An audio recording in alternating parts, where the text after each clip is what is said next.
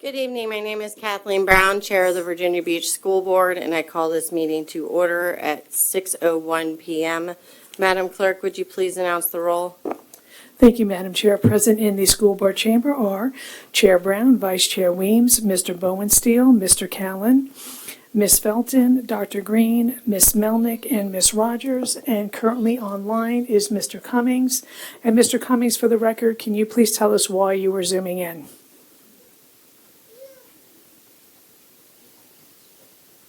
Yeah, I'm here because I'm online because I'm sick. Thank you. And Ms. Dwyer is also in the school board chamber. Thank you. Please join me as you are able for a moment of silence, followed by the Pledge of Allegiance. After the Pledge of Allegiance, the national anthem will be sung by Cook Elementary School 5th grade chorus. Their chorus director is Apollo Simon. We'll do our moment of silence once they enter.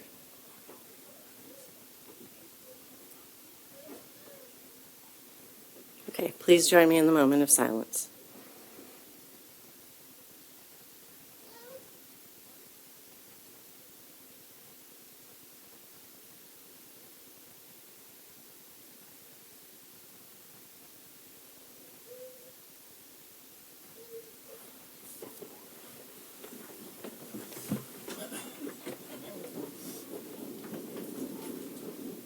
I pledge allegiance to the flag of the United States of America and to the republic for which it stands, one nation, under God, indivisible, with liberty and justice for all.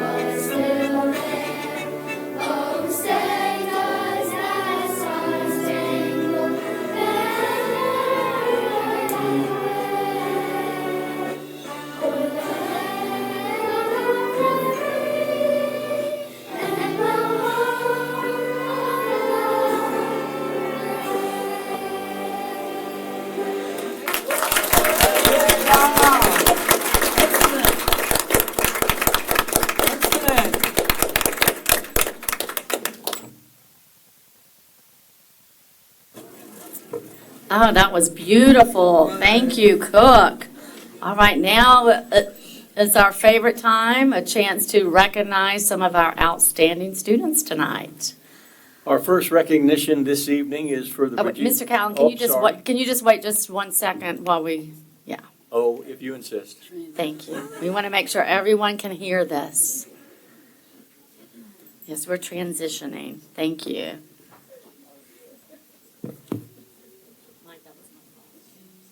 That's all right.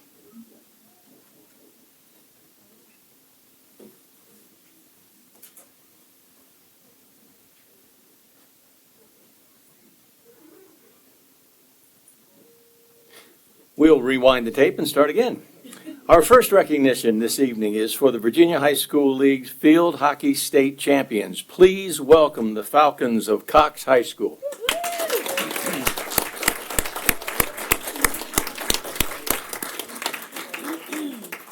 On November 15th, the Falcons captured the 2025 Virginia State Championship title with a 2-0 victory over First Colonial, closing out an extraordinary season in which they outscored their opponents 120-17 and finished with an impressive 19-4 record.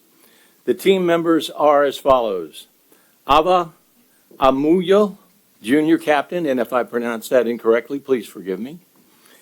Adelie Booth, Lee Daves, Marlo Durr, Anna Gelwick, Isabel Glenn, Nora Hines, Cosette Lee, Michaela Quinn, Lily Schrott, Lauren Templeton, Isabella Terry, junior captain, Sammy Terry, sophomore goalkeeper, Campbell Wright, Paige Whitman.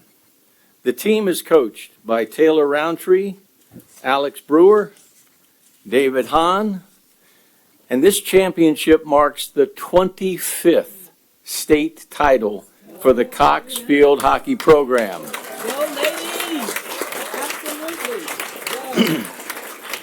Continuing a legacy of excellence, determination, and Falcon pride set in motion by Mrs. Emily Tilley in 1977 as the school's first field hockey coach.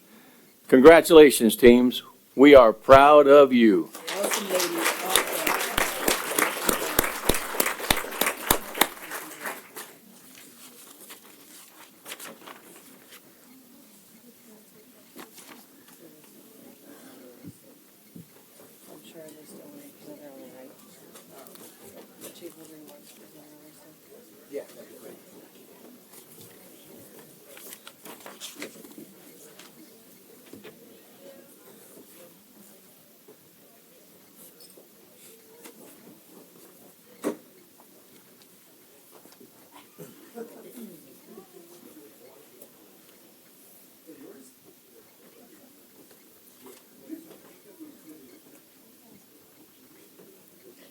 Okay, we are now on to the adoption of the agenda. I do have one slight modification that doesn't change the meeting. An Achievable Dream Academy is here, and they have to travel back to the peninsula.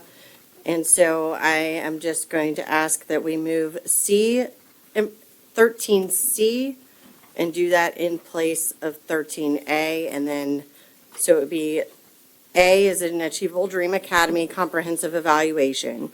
13B is Policy Review Committee Recommendations. And C is Compass to 2030 Key Navigational Markers. That way they can get back before that bridge ices over. Are there any other modifications to the agenda as presented? Vice Chair Weems? Yes, Chair and colleagues, I would like to ask that we pull Policy 529, Awards for Achievement, Class Rank, Honor Designations. I've talked to my two colleagues on PRC as well as staff, and because of the new information that we did not have available at our PRC meeting, I would like to pull that and take it back to PRC. Also, one of our PRC members has requested Policy 540, Student-Led Assemblies, to also be pulled for further review. So I would ask that we take off 2 and 3 from information. Okay. And are there any objections to that? Okay. So since there's no objections, we won't vote on it. So I call for the motion to approve the agenda as presented and modified, motioned by Dr. Green, seconded by Ms. Dwyer. Any further discussion? Seeing none, I call for the vote to adopt the agenda as presented and modified.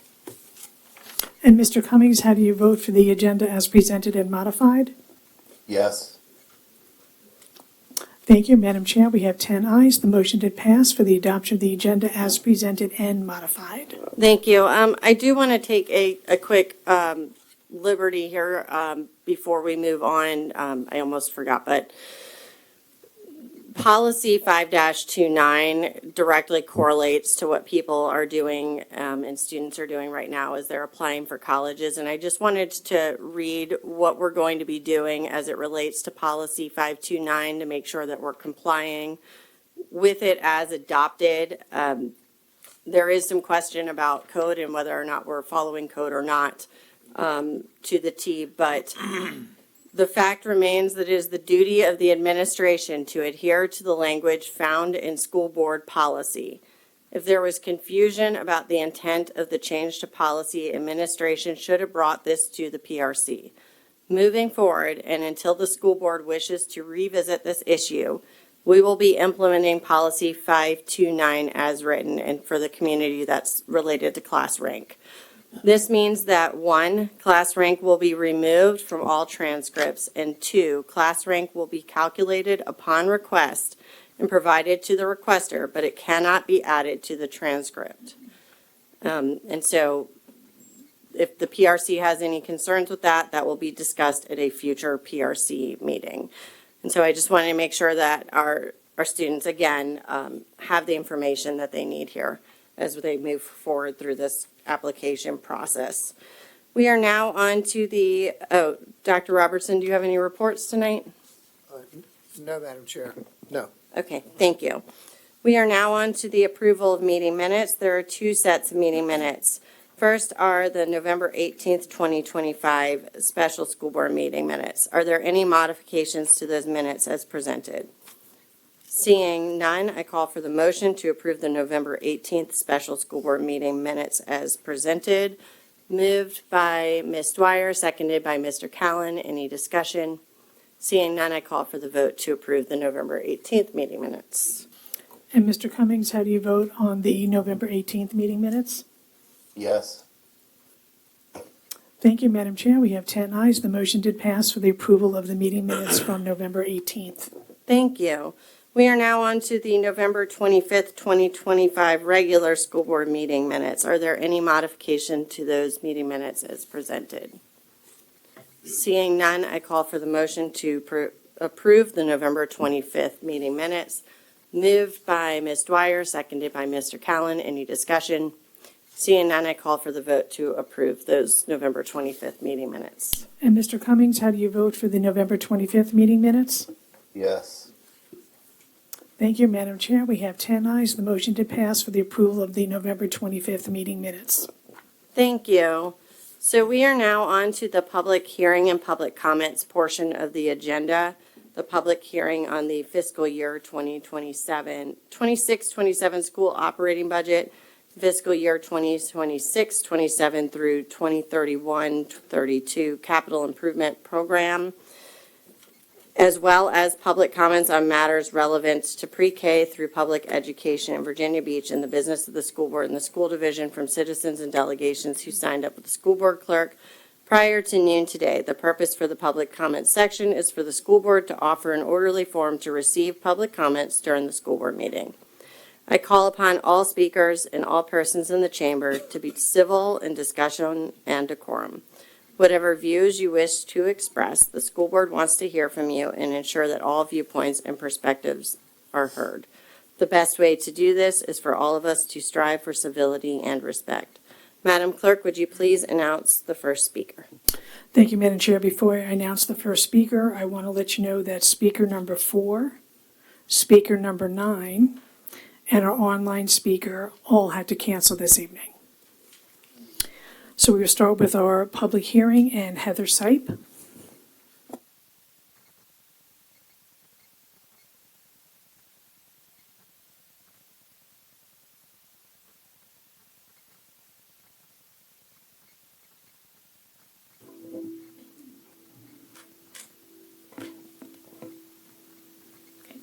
Good evening, Chairwoman Brown, Vice Chair Weems, members of the school board, and Dr. Robertson.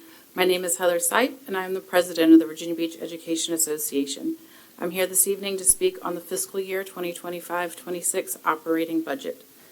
In developing the upcoming budget, the school board and division leadership need to prioritize people over programs. The myriad of phenomenal programs VBCPS offers for students depend on the personnel.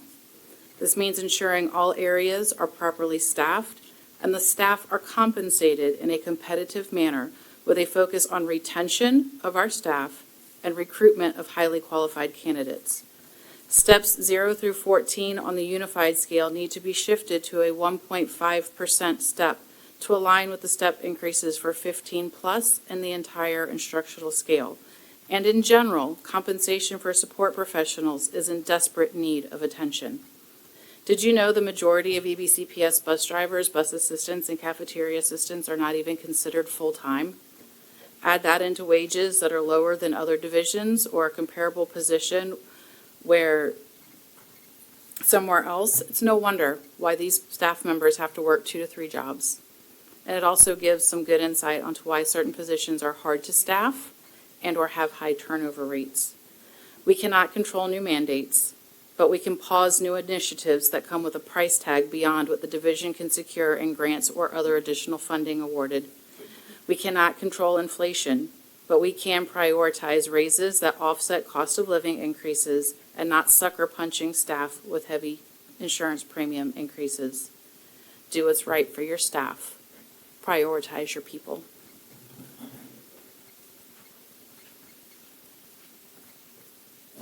We'll now move on to our public comments. Our first speakers will be Cody Connor, Kim Mayo, and then Francis St. Clair Granger.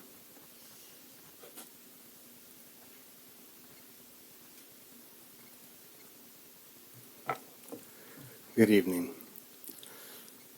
Somewhere I read of the freedom of assembly.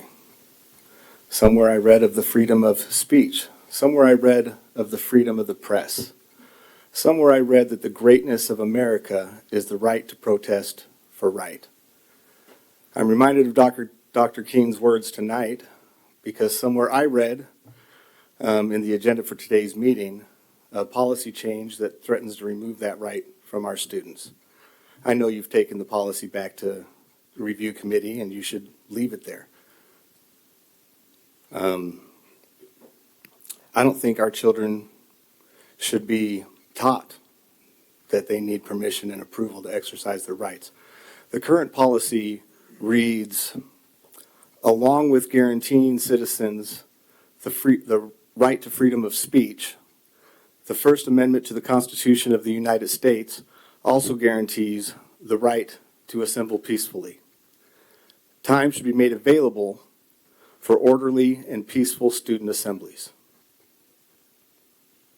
The proposed changes erase all of that language without currently a solid plan for replacing it.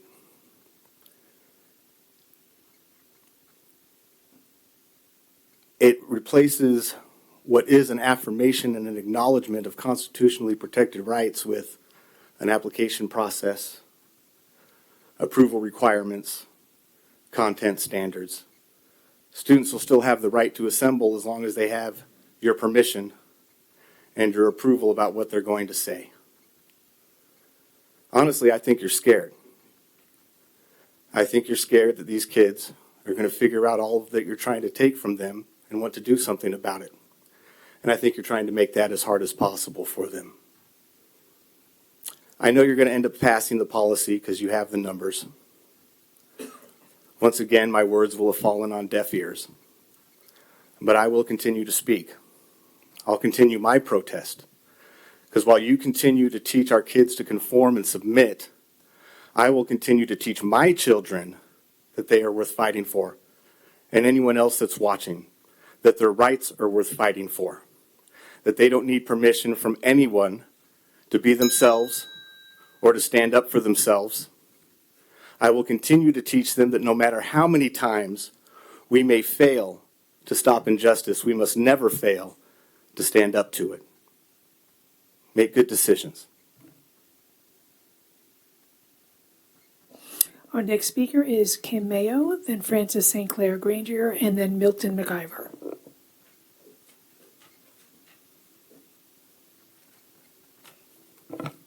Good evening. At your September workshop, it was revealed ODS gets extensive languages not offered to sixth graders at neighborhood schools. ODS gets French, Spanish, even Latin, 5 days per week, 50 minutes per day. Neighborhood middle schools do not offer high school credit language electives to sixth graders like this. Virginia Beach Middle Schools shortchange gifted learners. How are students at IMS, Great Neck, Lansdowne, Bayside, or Brandon, or any other middle school less deserving or capable of mastering a language? Teachers and parents believe in our children. High expectations bring high results. I'm bilingual, and it's a blessing. I grew up with relatives in Masson, New Hampshire. I'm of Scottish, Canadian, and Italian ancestry. I was exposed to French in Canada at a young age and years later spent a year in France. My school system gave everyone opportunity for advancement. Being bilingual is the reason I got hired by a .com company which paid for my grad school at Boston University after I graduated Virginia Wesleyan. ODS students are much better set up for success. It offends me my own child of the American Revolution and her talented peers can't take appropriate world languages once they reach 6th grade in our government schools. ODS is over $12 million each year to run versus only around $1 million for each high school academy. Unlike Renaissance Academy, it does not benefit those who don't attend. Why are we giving disproportionate tax dollars to one school instead of paying teachers well or other uses? I commend Mrs. Brown and Weems for rejecting the 5-year gifted plan. Dr. Green and Ms. Rogers have also shown fresh ideas and leadership. 2 current school board members, unfortunately, rubber-stamped the 5-year plan. They stubbornly tried to protect an old, broken model in school admin you're supposed to supervise.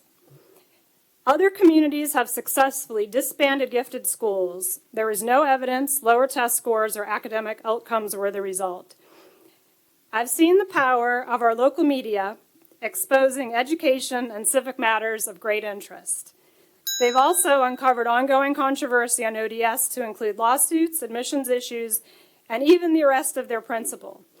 Let's lean on all who can help us make positive change. Merry Christmas.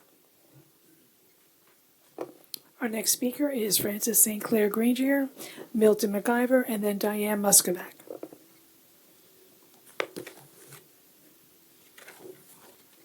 Good evening. Dr. Robertson and his administration currently allow activity sponsors to do whatever they want. VBCPS administration state as a matter of policy that activity sponsors in VBCPS may do whatever they want with respect to such things as officer elections and scholarship participation. That's right, whatever they want. Let me tell you what that looks like to students and parents. Activity sponsors currently openly campaign for and against student candidates for activity leadership offices. Sponsors may use their position of authority to motivate elections along lines they themselves personally desire because they can do whatever they want. Also, activity sponsors vote in student leadership elections, artificially helping who they desire to lead their school activity. Sponsors vote in student elections because they can do whatever they want. Activity sponsors can even allow students themselves to announce cuts to competitive teams while spreading gossip about the children being cut.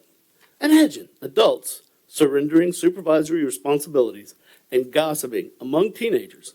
But of course, Dr. Robertson and VBCPS allow sponsors to do whatever they want. Dr. Robertson's administration and VBCPS staff have taken the whatever they want policy even to the awarding of rights to compete for thousands of dollars in scholarships to whomever activity sponsors favor. Sponsors use no rubric, no documented procedure, no application completion, no competitive records, no anything to choose who may compete for scholarship money. Sponsors do this because they can do whatever they want.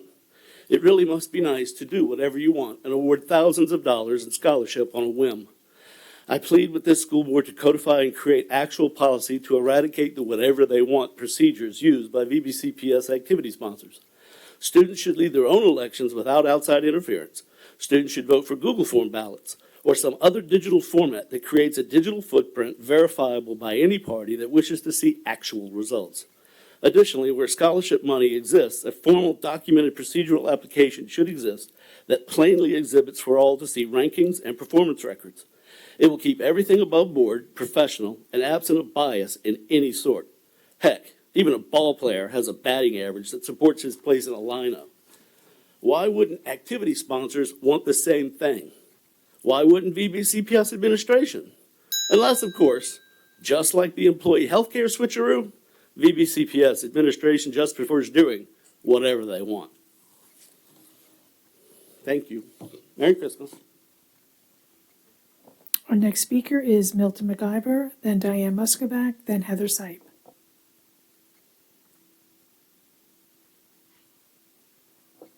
Milton McIver. Diane Muscovac. then Heather Sipe, then Melissa Luxon. Good evening. The National School Chaplains Association plays a quiet but powerful and positive role in public schools. It equips schools with trained chaplains to foster student well-being, resilience, and supportive school culture. At its core, the National School Chaplaincy Association offers a framework for emotional, spiritual, and moral support to students, regardless of their background or beliefs. In increasingly complex times, many young people come to school carrying burdens beyond homework. The association's presence offers a safe place where students can find someone to listen, to care, and to guide without judgment. That kind of support can make the difference between a student feeling lost or feeling seen. Importantly, the services are inclusive. Chaplains are not there to preach. They are there to support. They honor diversity and respect the beliefs of every student. That ensures the support remains accessible, respectful, and appropriate for a pluralistic school community. Beyond one-on-one care, the National School Chaplaincy Association helps foster a sense of belonging and community. Through mentoring, peer group programs, or general pastoral care, chaplains can help build trust and cohesion among students. These relationships can enhance the school's environment, helping to reduce bullying, improve student well-being, foster kindness, and encourage mutual respect. Chaplaincy also provides a resource for crisis. Times when a student is dealing with trauma, loss, or serious emotional stress, having a trained, approachable chaplain can be a critical safety net for students who might otherwise feel they have nowhere to turn. Whether it's grief counseling, family issues, or mental health outreach, chaplains add an additional layer of support beyond teachers and counselors. If something raises a flag, certified chaplains know the proper procedure to advise authorities. Schools partnering with the National School Chaplains Association benefit not just the students, but the broader school community. It benefits the staff, families, and ultimately the culture of the school itself. When students feel supported, safe, and respected, they are more likely to engage, learn, and grow. When staff see students thriving, the school climate improves, morale rises, and education in its fullest sense becomes possible. In conclusion, the National School Chaplaincy Association brings to public schools more than just spiritual care. It brings compassion, respect, and community. For many students, a chaplain might be the difference between feeling alone and feeling cared for. Every child is our shared responsibility. So let's work together and change the hearts of people starting at a young age, such as kindergarten. You can find more information about the association at nationalschoolchaplainassociation.org. Have a Merry Christmas. Our next speaker is Heather Sipe, then Melissa Luxon.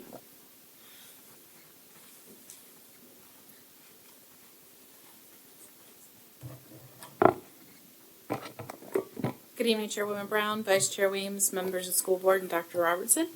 My name is still Heather Sipe, and I am president of the Virginia Beach Education Association. I'm here this evening to speak on policy 5-29, specifically the class rank component.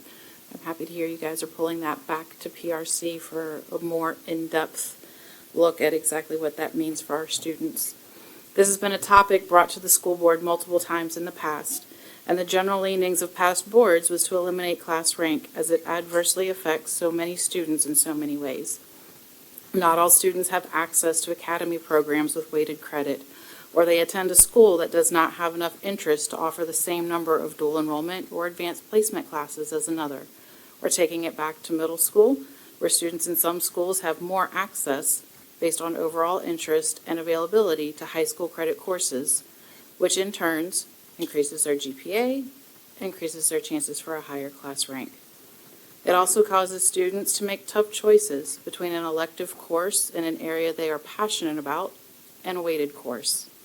Let's also consider the student who wants to stretch and take an advanced placement or dual enrollment course, but may not take the course because if they don't earn an A, it will adversely affect their class rank. State code allows for schools and programs to not rank. I urge the school board to seriously consider whether or not it wants to continue with class rank and weigh the benefits of the few with the adverse effects of the many. Thank you.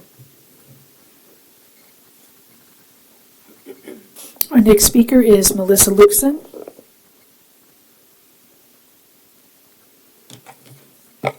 Good evening. For 40 years, student demonstrations and assemblies have lived under the same policy. Now you want to split them, not to clarify rules, but to silence speech. Policy 5-40 has protected students' ability to gather, speak, and respond to real-world events. The changes in front of you, well, they were in front of you till you removed it from the agenda. They're paired with the forthcoming Policy 5-39 on student demonstrations. They do one thing and one thing only. They take away the student voice and replace it with adult permission. The existing policy plainly allows spontaneous student assemblies as long as they are peaceful and not disruptive.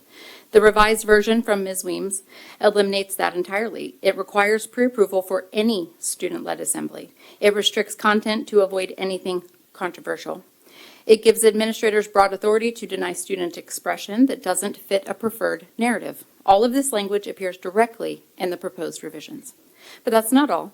The soon-to-be-introduced Policy 5-39 goes even further, creating an additional layer of restrictions designed specifically to prevent walkouts, demonstrations, or rapid response to tragedies like school shootings.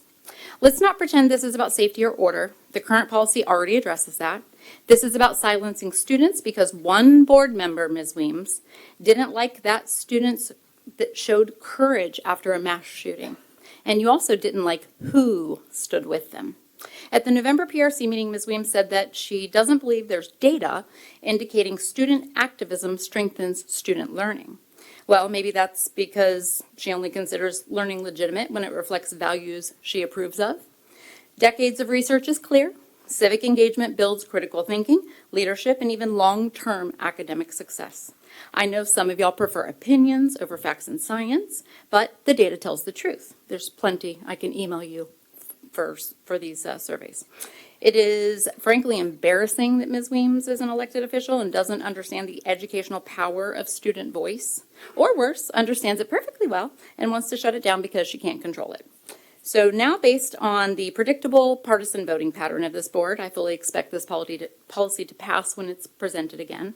The outcome is not a mystery. So I want to offer my sincere thanks, truly, to the MAGA majority of the board for continuing to bring these restrictive, politically motivated policies from committee to the full public arena. Because every time you do, the public gets to see exactly what you're doing. And while the censorship six have continued their slow motion project of dismantling public education, something else has been happening, something I don't think some of you fully appreciate. We've been organizing. And while you've been busy silencing students, restricting teachers, and confusing parents, we have been building coalitions, educating the community, and preparing for what's next. So please continue bringing policies forward like 5-40. And Madam Chair, that was our last speaker for this evening. Thank you. We are now on to an Achievable Dream Academy comprehensive evaluation, and we welcome Dr. Allison Bach, Program Evaluation Specialist, Office of Research and Evaluation. Thank you. Good evening, Chairwoman Brown, Vice Chair Weems, members of the school board, and Dr. Robertson. Today, I will provide an overview of the key findings and recommendations for the comprehensive evaluation of an Achievable Dream Academy. The evaluation report you received in your agenda materials provides additional details.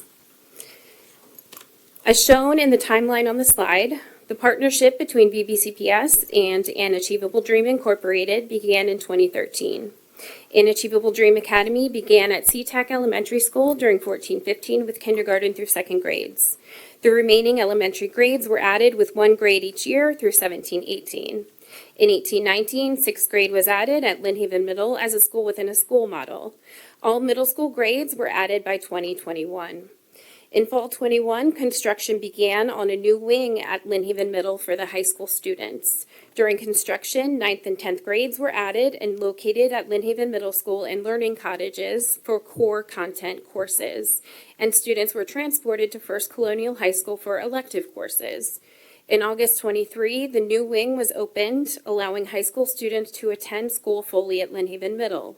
In 24-25, An Achievable Dream reached full implementation from kindergarten through 12th grade and had its first graduating class. The 24-25 comprehensive evaluation focused on the program's operational components and progress toward implementation-related goals, student characteristics and enrollment patterns, progress towards student outcome goals, stakeholder perceptions, and the additional cost to the division.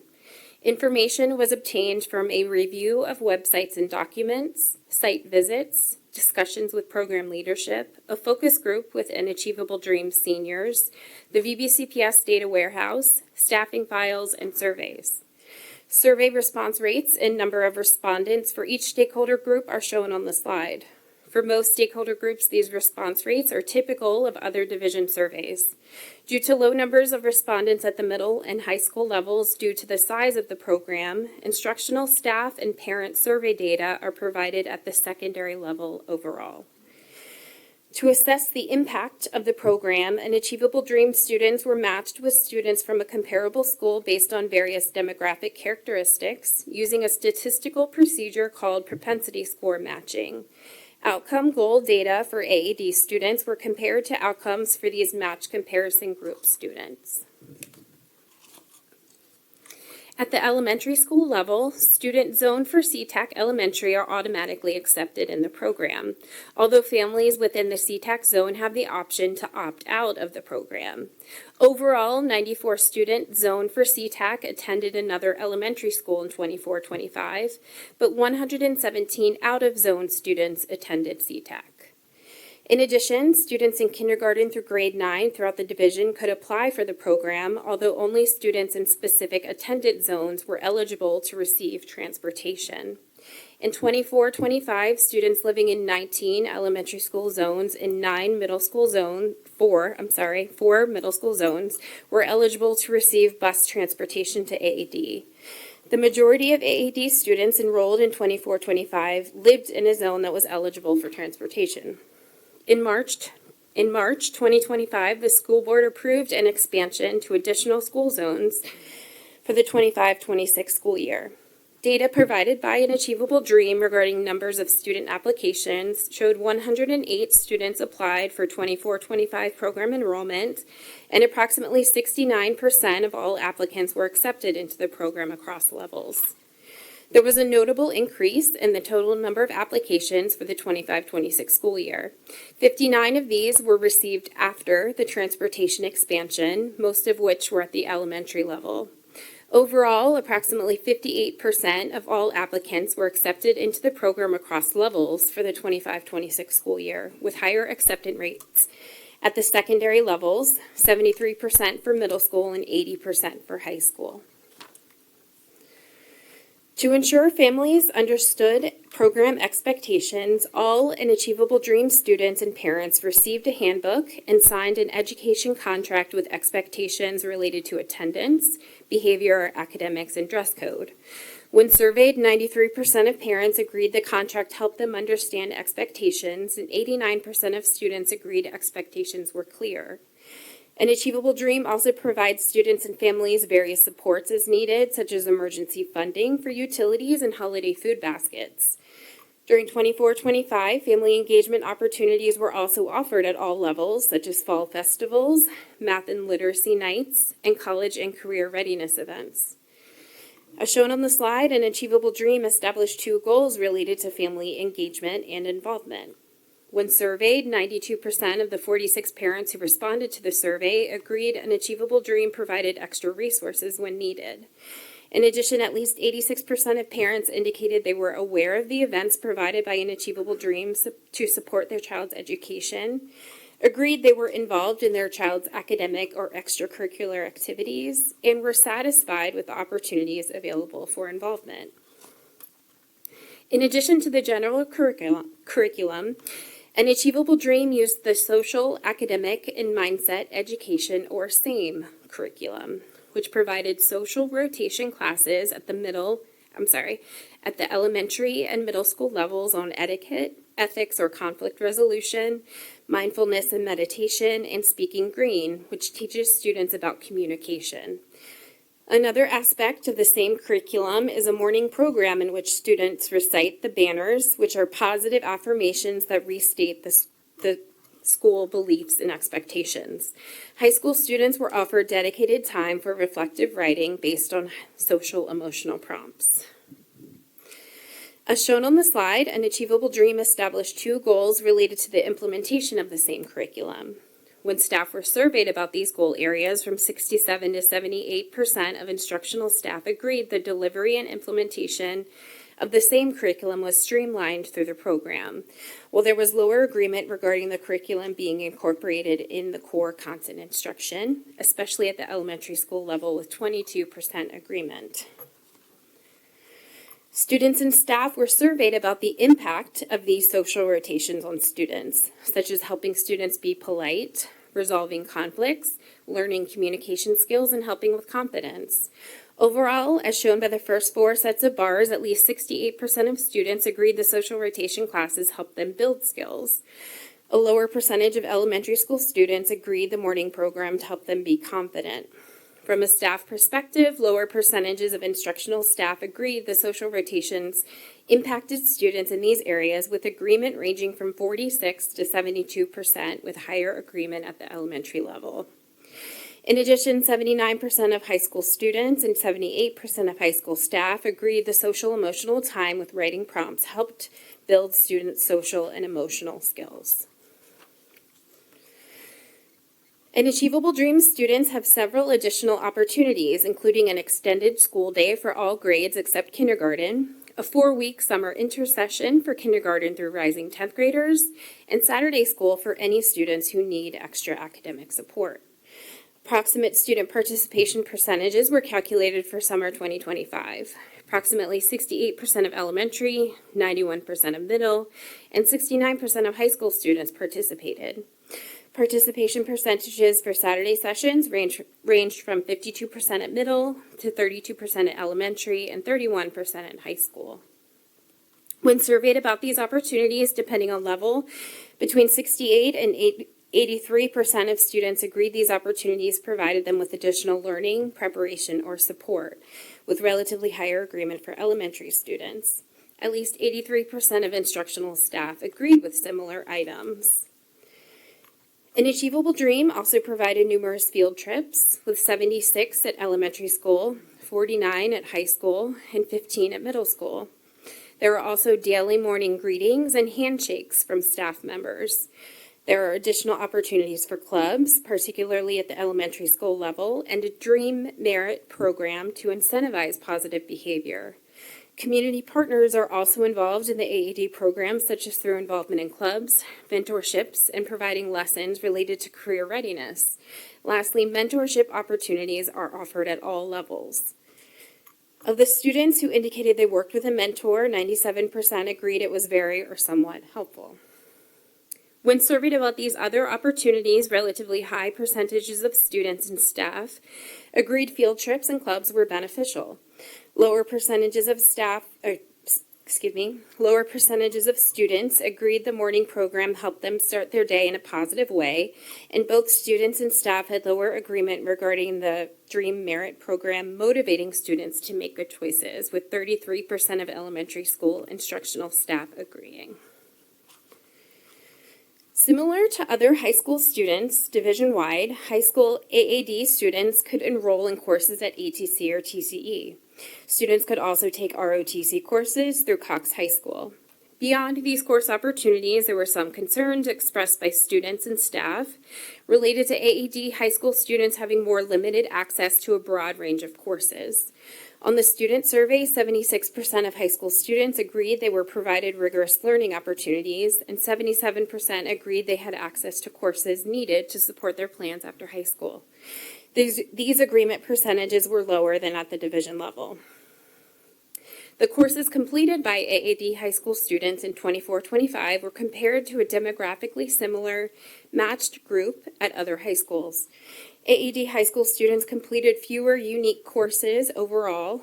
AAD high school students could take online courses through Edgenuity or Virtual Virginia to expand their access, which allowed them to take 14 additional courses that were offered only online. AAD students also completed fewer AP and dual enrollment courses overall. Beginning in middle school, students are offered a program focused on college and career readiness called What It Takes. This program involves guest speakers who lead sessions introducing future career pathways and provide workforce readiness workshops, such as on LinkedIn. When surveyed, 75% of secondary AAD students agreed the What It Takes program was preparing them for the workforce by teaching important professional skills. One component of this program is the Job Shadow Day, offered to all students during their junior year. All juniors and seniors agreed that the Job Shadow Day helped them gain a better understanding of workplace opportunities. Post-secondary support provided by An Achievable Dream includes guidance with scholarship and financial aid applications, as well as a community class sponsor for graduating seniors, which provided students a base scholarship of $3,000. An Achievable Dream also works with various partners to fill any funding gaps for graduating students. When surveyed, at least 84% of high school students agreed their experience prepared them for what they plan to do after high school. Their school provided them with experiences relevant to their goals, and they had a plan and knew what they were going to do after graduation. These agreement percentages were higher than high school students throughout the division. The next operational component of the program is focused on instructional staff. AAD instructional staff selection occurs through joint interviews with the principal and an Achievable Dream representative. All AAD staff sign a 3-year contract that outlines the additional responsibilities required. AAD staff who work the extended day receive an annual stipend paid directly by An Achievable Dream. At the secondary level, AAD instructional staff are formally designated in VBCPS HR staffing records as Lynn Haven Middle School staff, rather than identified as working with An Achievable Dream. This makes it difficult to identify within the division which teachers are responsible for implementing the program and participating in AAD-specific professional learning. As shown on the slide, An Achievable Dream established a goal related to teacher retention. Overall, based on the list of staff from AAD who received a stipend, 71% of elementary teachers and 81% of secondary teachers who worked with the program in 23-24 remained with the program into the 24-25 school year. 75% of elementary teachers and 63% of secondary teachers who worked with the program in 24-25 remained with the program into the current 25-26 school year. Instructional staff were surveyed about their responsibilities as well as the communication and collaboration with An Achievable Dream and professional learning offered. Elementary instructional staff had higher agreement levels about responsibilities, communication, and collaboration than secondary staff. A higher percentage of secondary staff agreed there was sufficient professional development in the delivery of the program than elementary staff. During 24-25, 704 students were enrolled in AAD at some time during the school year, with 439 students in elementary, 141 students in middle school, and 124 in high school. Overall, 60% of students were Black, and 70% of students were economically disadvantaged. These percentages were higher than the percentages for the division's population overall. Student enrollment at the beginning of the last 2 school years was examined to determine the extent to which the program was operating at capacities identified in the Memorandum of Agreement with An Achievable Dream Incorporated. The MOA identified a minimum and maximum enrollment number by grade level. As shown in the table, the number of students enrolled in middle school increased in 25-26. However, there was a decrease in the number of students enrolled in elementary school and the same number of students in high school. The graph on the slide shows that based on enrollment at the beginning of the school year, the elementary program is operating closer to the maximum identified capacity, followed by middle school at 51% last year and 59% this year. The last 2 years, high school is operating at 33% of the maximum capacity. If capacity percentages were based on the minimum targeted enrollment numbers in 25-26, elementary school is operating at 78% of the minimum targeted enrollment, middle school is operating at 70% of the minimum targeted enrollment, and high school is operating at 40% of the minimum targeted enrollment. An Achievable Dream also had a goal related to student retention. This was examined in multiple ways. Continuation with the program during the 24-25 school year, and continuation with the program across school years. The percentage of students who remained in AAD throughout the 24-25 school year was examined. Overall, 87% of students enrolled at any point during the year remained in the program to the end of the school year, while 6% withdrew during the year and re-enrolled elsewhere. Another 6% left the school division entirely, and 1% enrolled in a specialized program. In comparison to the students who remained in the AAD program to the end of the year, higher percentages of students who withdrew and re-enrolled in another school were special education students and students who were in their first year of the program. Continuation with the program from one school year to another was also assessed. Overall, 83% of students enrolled at the end of 23-24 remained with AAD into the beginning of 24-25. However, retention was lower at transition points, with 67% of fifth graders continuing into sixth grade in 24-25 and 78% of eighth graders continuing into ninth grade. Long-term continuation was also assessed by the percentage of students who continued from the first implementation year in 14-15 to 24-25. As a reminder, the first cohort of students were kindergarten through second graders in 14-15 and were 10th through 12th graders in 24-25. Only students enrolled at least half the year were included in these analyses. Overall, 16% of the original cohort remained in the AAD program in 24-25. 43% of the original students were enrolled in another VBCPS school in 24-25, and the remaining students were no longer enrolled in VBCPS in 24-25. As shown on the slide, an Achievable Dream established 5 goals related to student outcomes, which were evaluated through comparisons between AAD students in a matched comparison group to assess the impact of the program.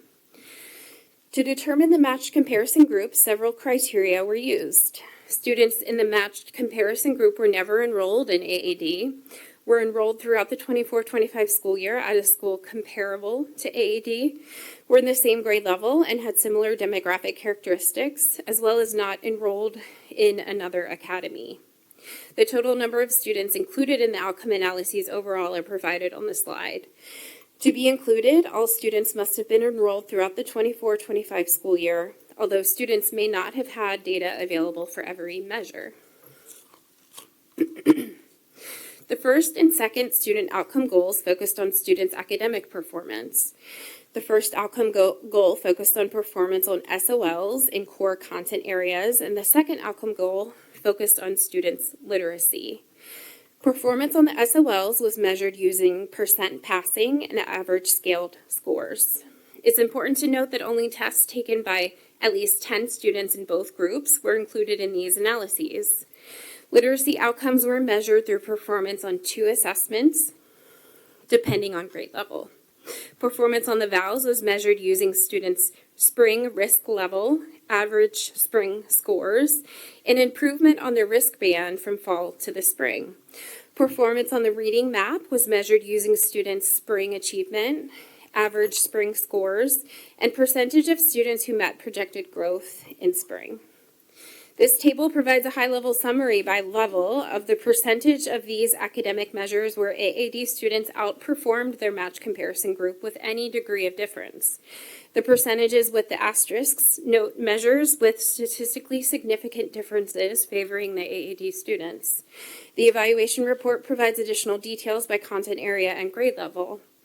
Overall, approximately half of the measures showed evidence of AAD students outperforming the matched comparison group on SOLs and literacy measures based on any degree of difference, although there were differences by level. Higher percentages of measures at the elementary school level showed AAD students outperform their matched comparison group, primarily for elementary student growth in literacy within the school year, elementary student math achievement, and 5th grade students. There were lower percentages at the secondary level, although the cohort of 8th grade students performed well across content areas relative to the comparison group. One focus of the literacy goal for AAD was growth for special education students. Overall, there was evidence of AAD special education students showing more improvement in grades K through 2 but not for grades 3 through 5 and middle school students. When students and staff were surveyed about academic support, at least 81% of students agreed that instruction met their academic needs. In addition, 83% of staff agreed that the instruction and services offered met students' academic needs. Lower percentages of instructional staff agreed AAD provided students with the level of academic support they needed, particularly at the elementary level with 56% agreement. The third goal focused on attendance, which was measured by the percentage of students who consistently attended school and students' average attendance rate. As shown on the slide, overall AAD students outperformed the match comparison group on 50% of measures, although there were no statistically significant differences. Elementary AAD students outperformed their match comparison group on both measures, while results were less favorable at the secondary level. When students were surveyed, overall higher percentages of elementary and high school students agreed they looked forward to coming to school to learn, while lower percentages of middle school students agreed. The fourth goal focused on discipline, as measured by the percentage of students with at least one referral and percentage with multiple referrals, as well as the average number of referrals, in-school suspensions, and out-of-school suspensions. As shown on the slide, overall, AAD students outperformed the match comparison group on 40% of measures. There were more favorable outcomes at the secondary than elementary. A specific focus of the discipline goal for AAD was peer-to-peer conflicts. Across all levels, higher percentages of AAD students had at least one and multiple referrals related to student-to-student aggression compared to the matched groups. AAD students also had higher average referrals and in-school suspensions, but lower out-of-school suspensions compared to the matched comparison groups. When students were surveyed, at least 82% of secondary students agreed they got along with other students, while 63% of elementary students agreed. In addition, at least 76% of students agreed they had positive relationships with teachers. When instructional staff were surveyed about student behavior, relatively low percentages of instructional staff agreed students got along with other students, with low agreement at elementary school.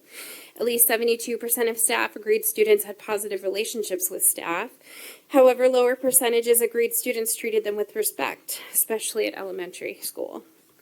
Regarding the instruction and services provided by AAD, 44% of elementary staff and 71% of secondary staff agreed the instruction and services met students' social and emotional needs. In addition, 39 to 45% of staff across both levels agreed AAD provided strategies and consistency to support students' behavior. The final student outcome goal focused on graduation. Graduation outcomes for the first cohort of seniors showed all 27 AAD seniors graduated on time. In addition, 74% graduated with an advanced diploma, which was notably higher than the percentage of the matched comparison group who graduated with an advanced diploma. Overall, in total, all 27 graduating seniors received scholarships totaling over $2.5 million. In addition, as of summer 2025, 81% of AAD seniors were reported to be enrolled in college. Excuse me. Overall, at least 79% of students indicated they were satisfied with their educational experience, and 91% of parents indicated they were satisfied with their child's educational experience. Lower percentages of instructional staff indicated they were satisfied with AAD. This slide provides the additional cost to the school division for an achievable dream in 24-25, which totaled approximately $2.9 million. The largest component was related to staffing at the secondary level, which was nearly $2.2 million. The transportation and facilities costs provided here take into account offsets based on payments from AAD to VBCPS in these areas. The first recommendation is to continue AAD with modifications noted in recommendations 2 through 7 with the addition of a sunset provision.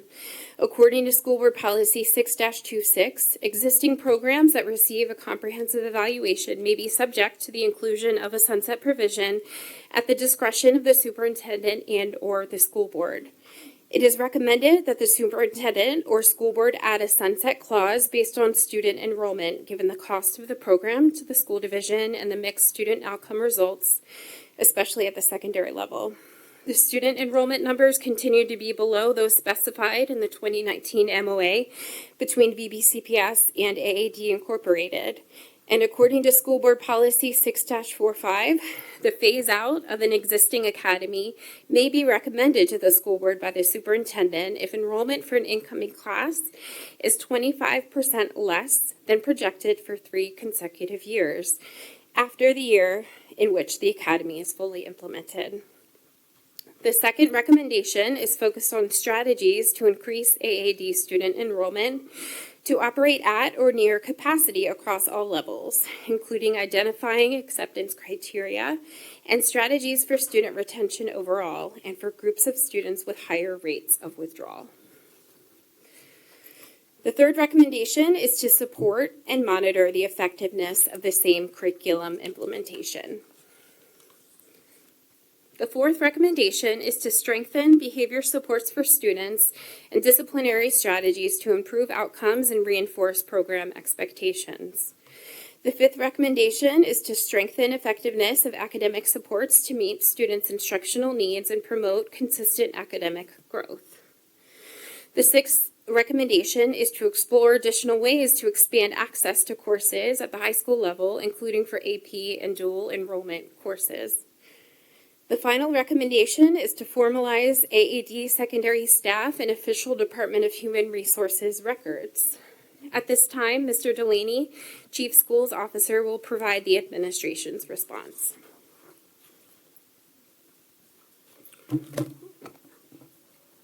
Good evening, Chairwoman Brown, Vice Chair Weems, members of the school board, and Dr. Robertson. The administration concurs with the recommendations from the program evaluation that were presented for an Achievable Dream Academy. As Chair Brown stated at the beginning of the meeting, we have members from the Achievable Dream Academy here to help with our recommendations. Thank you, Ms. Brown, for your consideration on moving them up in the agenda. Greatly appreciated. So at this time, Dr. Lee Vreeland, President and CEO of Achievable Dream, will provide their response to the recommendations, and then we will be available to answer your questions. Good evening. Thank you all for the opportunity to be here. I thought I could do that without glasses, but it doesn't appear that that's going to work out. So my team and I do concur with the recommendations of the program evaluation that were presented for an Achievable Dream Academy. There are some specific things, though, that I would like to highlight and take a few minutes to discuss each recommendation and how some of those things have already been in the works or some of the things that we plan to do in the future or at this time. Under recommendation 2, we had a very successful recruitment process for 25-26, but we noticed an unexpected dip in the student enrollment at CTAC after we had taken the students through the recruitment process. We projected that we would have 408 students enrolled at CTAC this year. As of October 31, we had 343. So we did a deep dive into that. 32 of those students moved out of the division, out of the school district. 10 students moved out of the expanded transportation zone. 9 students' families decided that the extended day program would not work for them due to siblings being in other schools, so on and so forth. In addition, and this was a big one, we had projected that Virginia Beach had projected that we would have 65 students enrolled in kindergarten that were zoned for CTAC. We currently have 47 kindergarten students, and 18 of those were recruited in the recruitment process. So we, the projections for the number of incoming kindergarten students was drastically different than what we expected. For the 26-27 school year, we're already off to a great start. Joy Boone, who is the coordinator at the middle and high school level, is making sure that we are participating in all of the recruitment events. And we have student ambassadors that are joining her at all of the feeder middle school events and presenting at academy nights. That's giving everyone an opportunity to have an authentic experience. They're asking those students questions that they otherwise, wouldn't have the opportunity to directly ask a student who is in the Achievable Dream program. Under recommendation 3, prior to the program evaluation feedback, we had already strongly prioritized strengthening staff understanding and confidence in delivering the same model. This work began over the summer during intersession and continued throughout the school year. Key initiatives included professional development, capacity building, and follow-up surveys where all staff were expected to respond to provide feedback. Under recommendation 4, An Achievable Dream has taken significant steps to strengthen student behavior support and ensure consistent disciplinary strategies across all schools. Through the implementation of our Pathways to Improvement framework, we have expanded the processes and supports in place for students to improve discipline, academic, and attendance. It is a systemic approach, partnering with the school administration and parents to support students and ensure their success in school. To provide targeted support, we have a full-time family and wellness support coordinator in place at both SeaTac and Lynnhaven. Last year, we had one person that was between the two schools. This year, we have someone at each school. They provide individualized one-on-one support to students. They also work with the students and families to provide strategies to manage behavior effectively both at school and at home. They also provide professional development for staff focused on trauma-informed strategies, ensuring that teachers have tools to de-escalate situations and maintain positive classroom environments. Additionally, they provide sessions for families to learn practical techniques for supporting their children during moments of escalation. Under recommendation 5, An Achievable Dreams Chief Learning Officer is co-leading efforts with VB's elementary executive leadership team to ensure that AAD support for the instructional program at SeaTac is both intentional and strategic. Through this collaboration, AAD will strengthen and complement the division's existing initiatives, providing targeted and impactful support while avoiding any duplications in our efforts. We will be reviewing jointly the assessments the assessment data that has informed the planning for Saturday school, extended day, and summer intersession. At AAD Lynnhaven, PLC planning has been an area of focus and progress. School leadership is ensuring that that areas of academic concern are addressed through targeted interventions during our extended day. This year, all Dreamers are assigned almost exclusively to AAD teachers, which is a significant shift from previous years and has already improved our ability to track data, hold consistent instructional conversations, and maintain coherence across classrooms. Under recommendation 6, we continue to refine our high school program to ensure students have meaningful access to advanced and diverse academic opportunities. During the 25-26 school year, we've added 2 new AP courses and 8 additional electives to broaden students' academic experiences. To support this expansion, AAD funded AP certification for 4 teachers through the College of William and Mary, increasing our internal capacity to offer and sustain advanced coursework. This year, 5 students are enrolled in ATC. 1 student is participating in the NJROTC program at First Colonial, and 12 students are enrolled in dual enrollment courses. We are currently surveying Dreamers to identify desired course options for the 26-27 school year, ensuring that students' voice directly informs future programming. Under recommendation 7, we will be working with VB to address this recommendation. In closing, I have included additional information for recommendations 2 through 6 in your packet. At An Achievable Dream, we are proud of the work we are doing with Virginia Beach, and we believe deeply in how important this work is to help our students find and accomplish their dreams.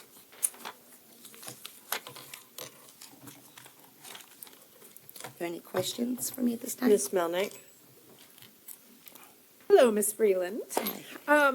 So first, before I ask any questions, congratulations on the graduation rate. That's commendable and should be noted right out of the gate. 100% graduation, 81%, I believe, are attending college. And so kudos to everyone at AAD. I think recommendation 6 will satisfy my question. Is that where unique courses fall under? Okay, I get head nods from Dr. Bach. Okay. How does the retention statistic compare to the divisions, the teacher retention statistic on slide 12? Did it say 70%? I didn't write down the percentages, but I'm just curious what our teacher retention rate. I guess for apples to apples, I would say maybe at a particular school or a particular. I just wondering how we do overall. Do you? I can speak to that. Okay. Yep. So at this time, we do not have a division number, but we Okay. can work. We can definitely work with the Department of Human Resources to see if that's a feasible, thing to calculate. Okay. I also think it's important to note that the long-term continuation, that was slide number 15, that 41% of the students no longer are even VBCPS students. And so that for you is a big piece to this puzzle. I mean, not just leaving the program, but leaving VBCPS in general. Like, you can't ignore that stat. That's pretty big. And then the other is always going to be, and we've talked about this at the Renaissance Academy, you have 70% of your student population are economically disadvantaged. And we see this trend with behavior. We see it everywhere we go. So I can't ignore that statistic either. I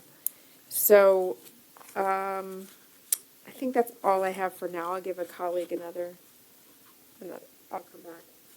Mr. Callen?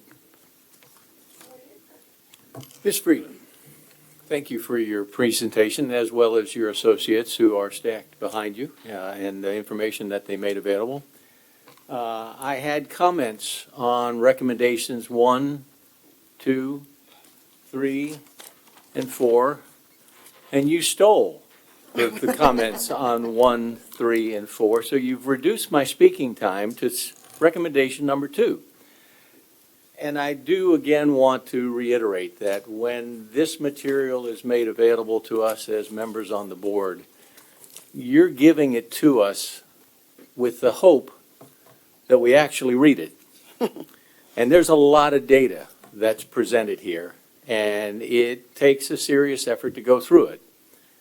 But because you're presenting it to us and hoping that we do, I want to at least share with you the observation that I believe is still pertinent relative to recommendation number 2.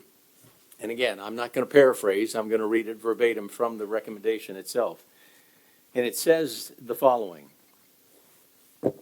continuation of students from the 2023 to 2024 school year to the 2024-2025 school year showed lower percentages of students who remained in the program at the transition points between school levels, with 67% of grades 5 and 78% of grade 8 students in the 2023 through 24 years remaining in the program in 2024. In essence, you were losing ground on that matter, and I'll finish with this final statement.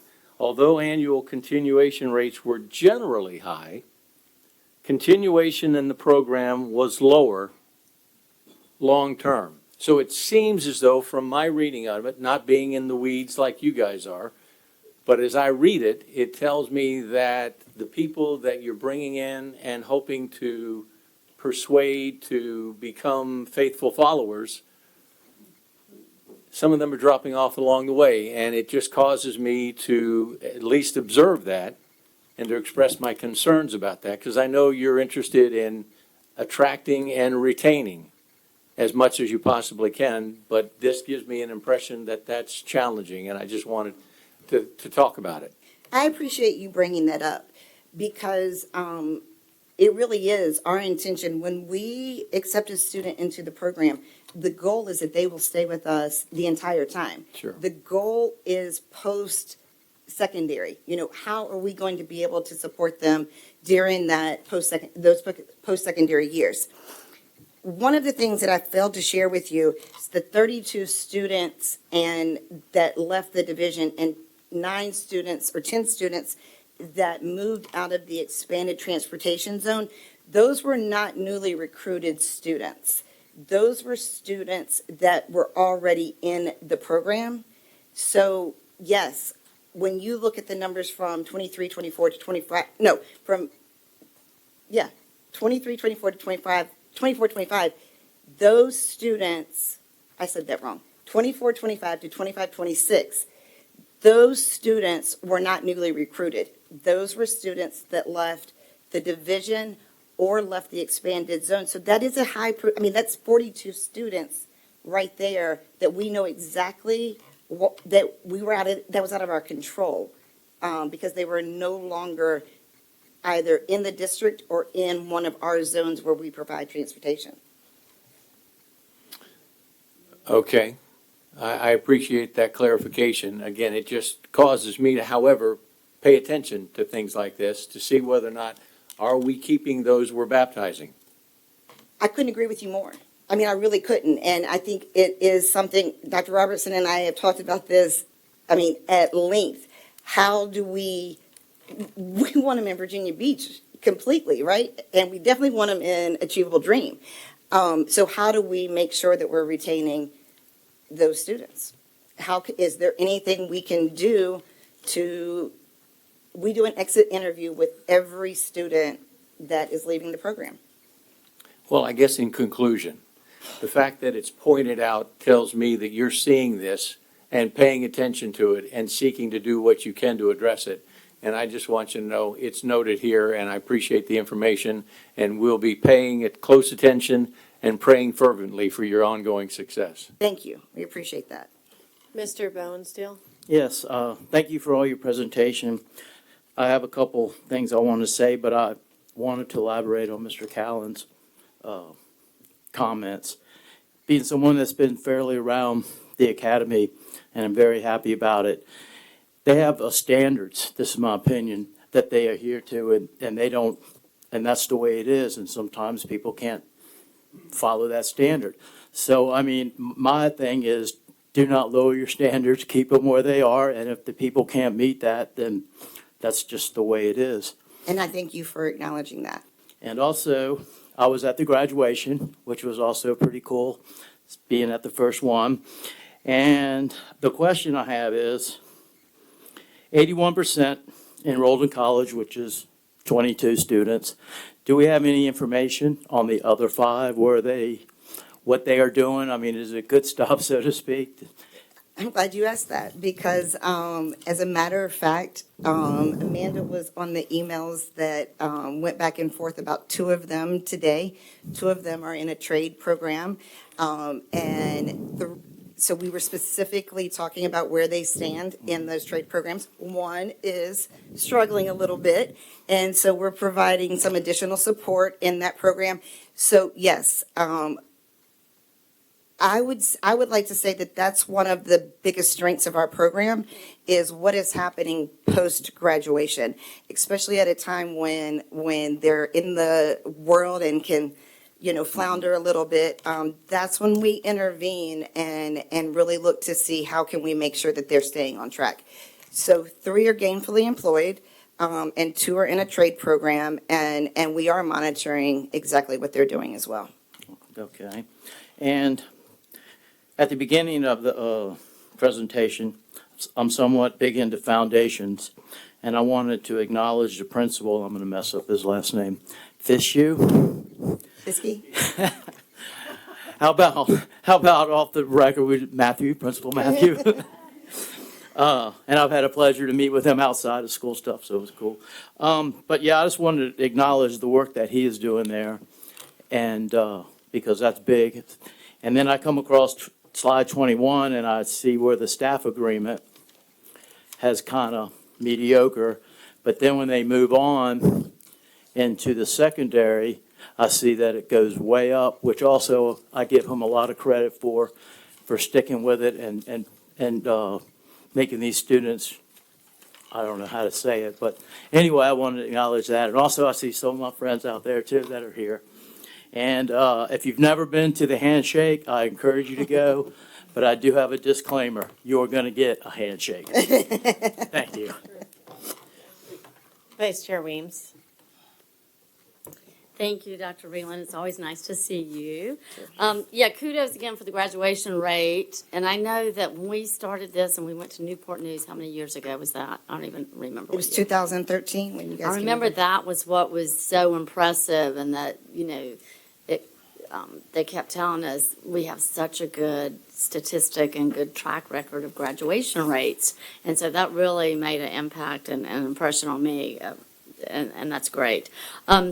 A couple things. So the kindergarten class was lower than you expected. So that's just because the enrollment at CTAC just happened to be lower than the demographer or anybody else suspected. Is that correct I would statement? defer that to, but yes, I do believe that that's the case. That is correct, Ms. Williams. Okay. And what is the time? Refresh me on what are the times of day, beginning and ending school? What's the time of day for elementary? The extended day? Yeah, the So extended day. Kindergarten is traditional. It does Okay. not change. First grade changes at second semester. Now don't get me to making, yes, please, I don't want to try to say the exact times. So kindergarten goes every day, 8:30, they walk in the door and they leave at 3:15. First grade does the same thing, semester one, and then first graders stay for extended day, semester two, from 8:30 to 4:30, and then second through fifth grade, every day, 8:30 to 4:30, except Friday, we all go home at 3:15. Okay, all right, okay, I couldn't quite remember. Okay, so in 25, I think, on one slide, it said you had 263 applications, you accepted 58%. So that's about 160 students, does that sound, am I quoting that right? Let me find the page. It's slide 4. 263 applications received, acceptance rate 58%. Does that mean 58% of the 263, or 263 was 58% of those who applied? Can you clarify exactly what that is? It was, or approximately 50. It was overall the students that applied. Okay, so there were more than 263 represents the students that were accepted, and that is 58%. Okay. Well, and then that just kind of leads to my question. So if 58%, so what would, I apply, and what would cause me to be, for y'all to say, sorry, you're not going to join this program? What would be that for, because if only 58, I'm just confused by that number. 58% of all applicants. It's 58%. Well, in some cases, we didn't have enough space based off of teacher allocation, depending on the grade level. That was a situation that we ran into at the K-5 level. So what happens is we get allocations from VBCPS, and during the school year, our memo of agreement has lower class sizes in K through 5. Right. So we develop a waiting list. We have Okay. students on the waiting list, but in kindergarten this year, we brought everybody in immediately to try to get the number up because we were light Right. with kindergarten. But in first through fifth, we were up against our memo of agreement number. Okay, because of the So number there of the was a wait, classes. so there Okay. are waiting lists. So we dip into that when students move out, the next one on the waiting list comes in. So we do have students on a waiting list right now, Okay. 1 through 5. Okay, thank you. There's where that Okay. number comes from. Okay, very And good. that is something that Dr. Robertson and I talked about already for this upcoming year, that we have to go ahead and set the teacher allocation to reflect the number of students that we are wanting to accept. Otherwise, we're limiting ourselves we're working against ourselves, for lack of a Right. better way of saying it. So that's something that he and I have already talked about going into the upcoming year. Okay. Okay, and then one last thing, slide 20, I think, page 10, slide 20, the discipline, student goal 4, behavior and discipline. Okay, because it has an asterisk, does that mean that, okay, so 20% of elementary You better come up with it. students have received a referral or multiple referrals. So does that mean that's greater than the other school kids in other schools? What does that mean? Clarify Yeah, those. yeah. So the data on the slide is a little bit. So what it is 20% of the measures were favoring Achievable Dream. So and that was for elementary. It was they had a lower out of school suspension rate, average number of out of school suspensions. So it was favoring Achievable Dream. Okay. Does that make sense? So, yeah, I mean, Just not on paper. yeah, when you're looking at this, it's like, oh my goodness, what has happened to the Achievable Dream students that their like behavior is, but you're saying, like at high school, 60%. What does that mean? So 60% is 4 of the 5 measures, which are the measures for each level are the percentage of students who have at least 1 referral, percentage of students who have multiple referrals, average referrals, average in-school suspensions, and ISS, out-of-school ISS, uh-huh. suspensions. Right. So the percentage is how many of those measures were favoring an Achievable Dream. So at the high school level, 60% were favoring Achievable Dream. I don't really know. I'm not getting this. So it- 60%. Yeah, I don't know So why I I'm think not getting this. what you're saying is, when you look at the Achievable Dream students in comparison to the comparable group, right? Yes, correct. Yes. So you're comparing Right. apples and oranges, and the Achievable Dream kids behaviorally, in 60% of the instances, were performing better, which is lower discipline numbers than their Right. comparable group. Discipline Okay. is complicated, Yeah, okay. especially complicated. Thank you, Dr. because- Robertson. yes, Okay. yes, Because yeah. when you see it on paper, it kind of like looks opposite of what it really is. So I just wanted to make sure. And, Yeah, and can yeah, it looks opposite. So, maybe we could work on that slide. Comment back now. Yeah, work on that slide for future presentations. Can I also add that those were internal goals that an Achievable Dream set? So in comparison to the previous year, because we're always working to improve upon these areas, so had I known that we were going to do the evaluation this year, in full disclosure, I might not have set the goals quite so high as I did. But they were internal goals that we set high for ourselves. And we're happy to share with the evaluation team. Yeah. Okay, and I would like to echo Mr. Bowenstiel, the standards are high, keep them that way, and I love the morning work. I remember going in Newport News and at Allenton and at Cook, and I do that as a PE teacher. Every morning I stand at the door and get high fives, and if they're not looking me at the face, I scoot down and I'm like, right to the face, right to the face. I don't do handshakes, but I do high fives. So I think every school should do that. Thank you so much. Thank you. Ms. Rogers? Hi, thanks so much for your presentation.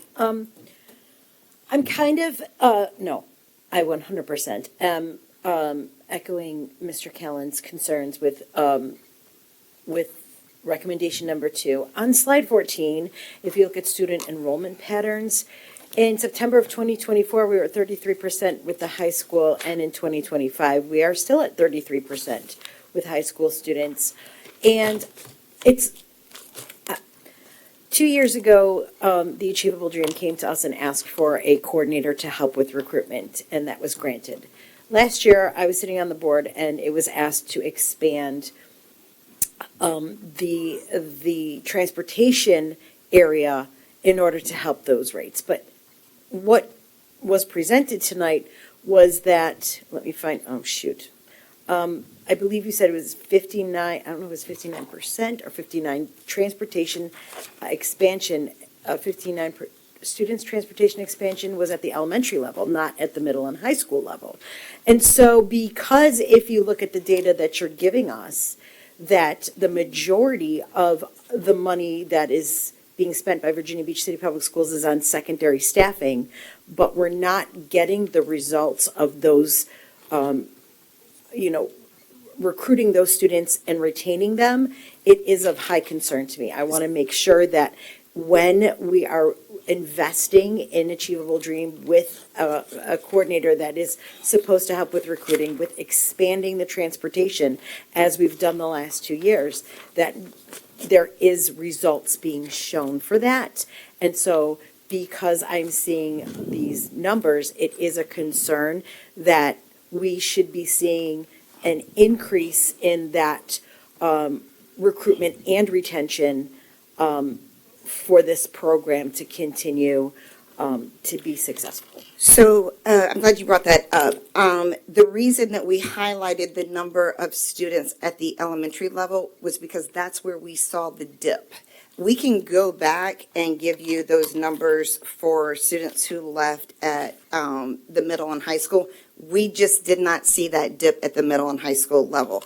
I believe it was 70-some% at the middle and high school level that we accepted out of the applications that we received. Historically, an Achievable Dream has never taken students beyond 6th grade because we have a model that builds upon our culture, our program each and every year. For us to take students 7th, 8th, 9th, 10th grade is an exception. Right. We built will that not wing take- for that. We built the wing at Lynn Haven and spent the money to build the wing for that. And so because we did make that investment, the expectation then, at least for me and my constituents, is that we made that investment, and so we want to see that that investment is worthy and that we have the students coming in and we have the students being a part of Achievable Dream. That's why we spent the money to do that. Does that make sense? And so, again, it's a concern for me that, yes, you want to see capacity at all grade levels. However, we also we are, paying for a coordinator, and we expanded the transportation zone for those purposes. Does that make sense? It absolutely does. And we accepted, Joey, can you tell me off the top of your head how many students we accepted 6 through 10? It was 78. Yep. 73% for middle school and 80% for high school for the 25-26 school year. And so that's your acceptance rate. So for the number of students enrolled, is that an increase, a decrease, or did it stay the same from the year before? It's an increase. Okay. And so then there was a huge dip in the elementary school. Correct. All right. Thank you. Dr. Green? Hi, Dr. Breland. Thank you. And my first question is for Dr. Brock, because I assume you may have this data. If under, in slide 13 or 14 area, student characteristics, would it be possible to get the enrollment pattern by out of zone? Like if they were supposed to go to Bayside Middle and they're at ADA or another middle school, would it be possible? And the reason why I would like to see that data, Dr. Vreeland, I think it may be helpful too, as you look at strategies for recruitment as well, to see where the expansion, because a lot of students may not, or families may not know about the expansion. And I think that would be a good marketing strategy to help you increase your enrollment, especially at the secondary level. The next question I have is related to, and this may be your response, Dr. Freeland. Recommendation number 7, where you where the recommendation about a staffing person. Recommendation number 7, formalize ADAD secondary Yeah. staff. Okay. Yeah. What does that mean? Yeah, I can speak to that. So Okay, thank currently, you. all of the secondary Achievable Dream staff members are designated as Lynn Haven Middle School staff. Okay. In official human resources files. So we are recommending that that be adjusted so that it's clear which staff members are the Achievable Dream secondary staff. Okay, when you say staff, assigned to Achievable Dream or a staffing specialist in Assigned HR? to Okay. Achievable Dream. So Okay. teachers, yeah. Okay, that's what I didn't understand. Okay. All right, thank you. Yes.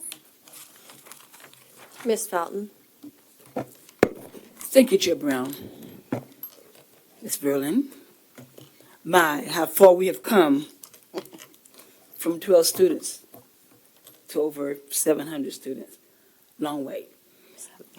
Just like to say to you, I appreciate your staff and all that you've done. And the warm welcome that I get when I come to Achievable Dream is overwhelming. Show me around and show me the new things.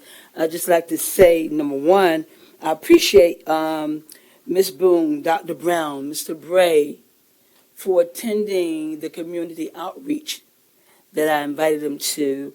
And from that outreach, they received a lot of conversation, and parents were not aware of the expansion. And they were really excited about just seeing Achievable Dream there. Not that VBC public schools, it was represented by many, but it was just that particular group that was there that they found a lot from them. Number 2, I like to say, when you have a small population, we have many more concerns, but it's a growing population that's good. I'd like to say thank you for the graduation that we had, overwhelming. The only thing that I would say next year, just have some tissue boxes so we can, Noted. That was great. We're talking about transportation, and you did come to us with transportation to expand your program, which we gave that to you as well. And we talked about under your recommendation, under recommendation number 2, you talked about 32 students moved out of the zone and 10 moved from out of division and 10 moved out of the zone. From the 32 that moved, I received 10 phone calls. They wanted to come back. How could we do that and get them back into the system? From the 10 that moved out of the zone, I got all those calls as well. They moved, parents called, they moved, but literally where some of the zones were, the parents had to walk the students to those zones, and they were crossing streets that were very dangerous. Mothers literally crying, how can we change this? And we know that we are on a quarterly or cycle thing, that we cannot just keep, we had to see how this particular transportation transition worked. But out of those 32 that moved out did not want to move, but they moved because of cost of living. And they had to get new jobs. One parent that moved back, she said, Ms. Felton, I took 3 jobs because I like this program.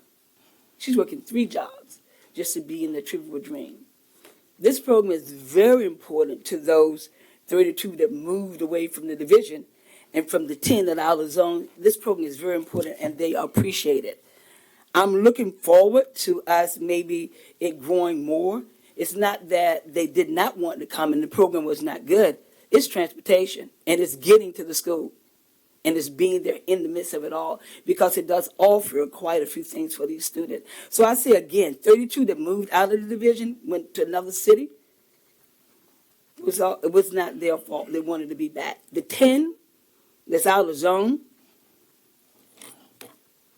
they want to be able to put the students back into the school, but it's because of transportation. And that's, some of those are your elementary students and parents that had siblings that they had to coordinate it, and some just could not do it. And let me say, I'm glad you brought up transportation, because if transportation can make it work, they most certainly do. I really can't speak highly enough of transportation in Virginia Beach and the accommodations that they will make if they can. But I just wanted to put that out there because dropping out was not, as someone used, dropping out along the way was not their option. They want to be in the school, but it is transportation, especially with the elementary age. There are some parents that's out of zone. They get up early when they have to get up, take their child to Lynn Haven Middle, and then go to work. Then afterward, they come back and pick this child up. That's not from hearsay, that's from conversation, talking to parents, and they want that. So I would like just to say, just put that out there, that this is not a dying program. It's oppositions, it's challenging transportation. Thank you for the job that you do. I will be back to visit you. Thank you. Thank you. Madam Chair, I want to let you know that Mr. Cummings has his hand raised. Mr. Cummings? Yeah, thank you so much for sharing today, and I apologize that I can't join you in person and whatnot. But I just had a couple of quick questions for you, and then I have a question also for Dr. Robertson. So first and foremost, when we're talking about acceptance rates and admission rates, and we see X% accepted, is there X% enrolled out of those accepted, or is that like 57% accepted, all of those enroll, or is there another data point there? No, that is the percent that actually are attending the program. So that, sorry, that's the enrollment rate. Okay. So, looking at the presentation, I think there's a couple of things that kind of stood out to me. One of them being, high school attendance, and then, the programs not being fully enrolled. So I kind of wanted to hear, what are some of those specific things that you'd want to do to increase enrollment, for across all the programs, but also being specific, like how strategies for hitting those attendance goals as well.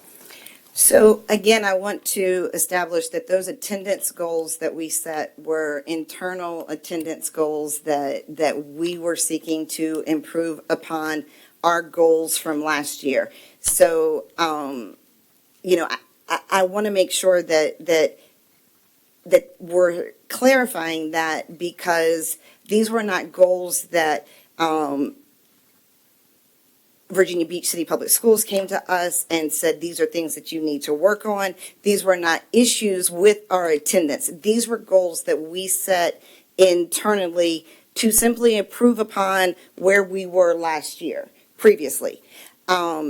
So we will do the same things that we have done each and every year, and that is making direct phone calls home if there's an attendance issue, making home visits, determining what the obstacles are, if it's other students in the household, if there's a reason why the student is not particularly engaged in coming to school, what do we have to do to meet their needs and meet them where they are? That will be our plan each and every year with students, on a one-on-one basis, on a case-by-case basis. I'm sorry, what was your other question? Just about, well, since we're talking about attendance, let me ask Mr. Delaney real quick. I'm a huge fan of the attendance intervention app and technology that you showcased to us. Do those students in Achievable Dream, I assume the answer is yes, but do those students also receive the same interventions that the tech you showed us? Yes, Mr. Cummings, they do, and I think a key component of your question overall is we are pretty much lockstep as Virginia Beach City Public Schools and Achievable Dream Academy. We don't operate in silos, and from an elementary school perspective, Department of School Leadership meets with Mr. Fitzke and the AADA team, if not monthly, formally, informally, probably weekly. On the secondary level, there's consistent meetings amongst the docile team with Dr. Brower, Dr. Smith, and the AADA team, and Ms. Boone. She's involved in our principal league meetings as she was today, so when you talked about recruitment, the question you were asking there, she's at the Academy Nights, as was shared in the presentation, has students going out, ambassadors to go out and share the program with other students. The unique challenge, I think, for secondary AADA is the competition with other academies and the options that we have across the school division.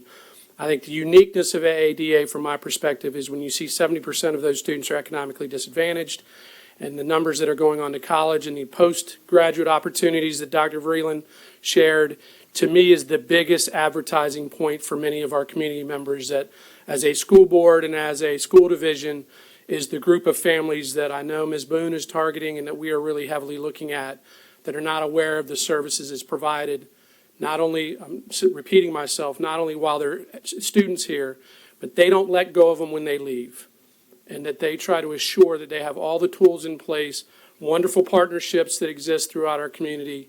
But I think their biggest challenge on a secondary recruitment end is the amount of competition for other academic programming that exists in Virginia Beach. We're blessed with that, but that's kind of the cross they have to bear as a result. So I think with Ms. Boone's leadership and secondary folks, as often as we're talking, it is a heavy emphasis to get those numbers up, because we know that population that they're serving is a group that might get lost in the shuffle otherwise. And I'm just being very kind of honest in that response.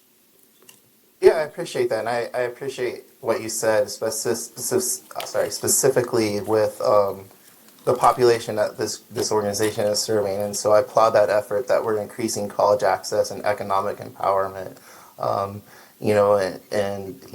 definitely thankful for that work. And so I guess to pivot, my question for you, Dr. Robertson, is, and along with, I guess, the board, is, one of the pieces of the evaluation that was touched upon was the sunset clause. Is that something that's going to be added to a motion or something or the evaluation that needs to be added within whatever we're voting on? Or are you looking for guidance on developing that, or what?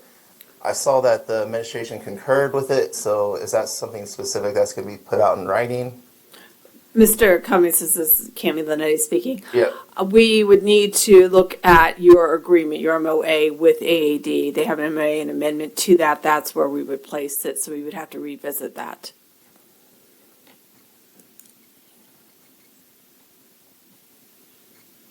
All right, that's all the questions I had. I was just curious because it came up in the recommendation, so I wanted to see what was going on with that. Thank you. Okay,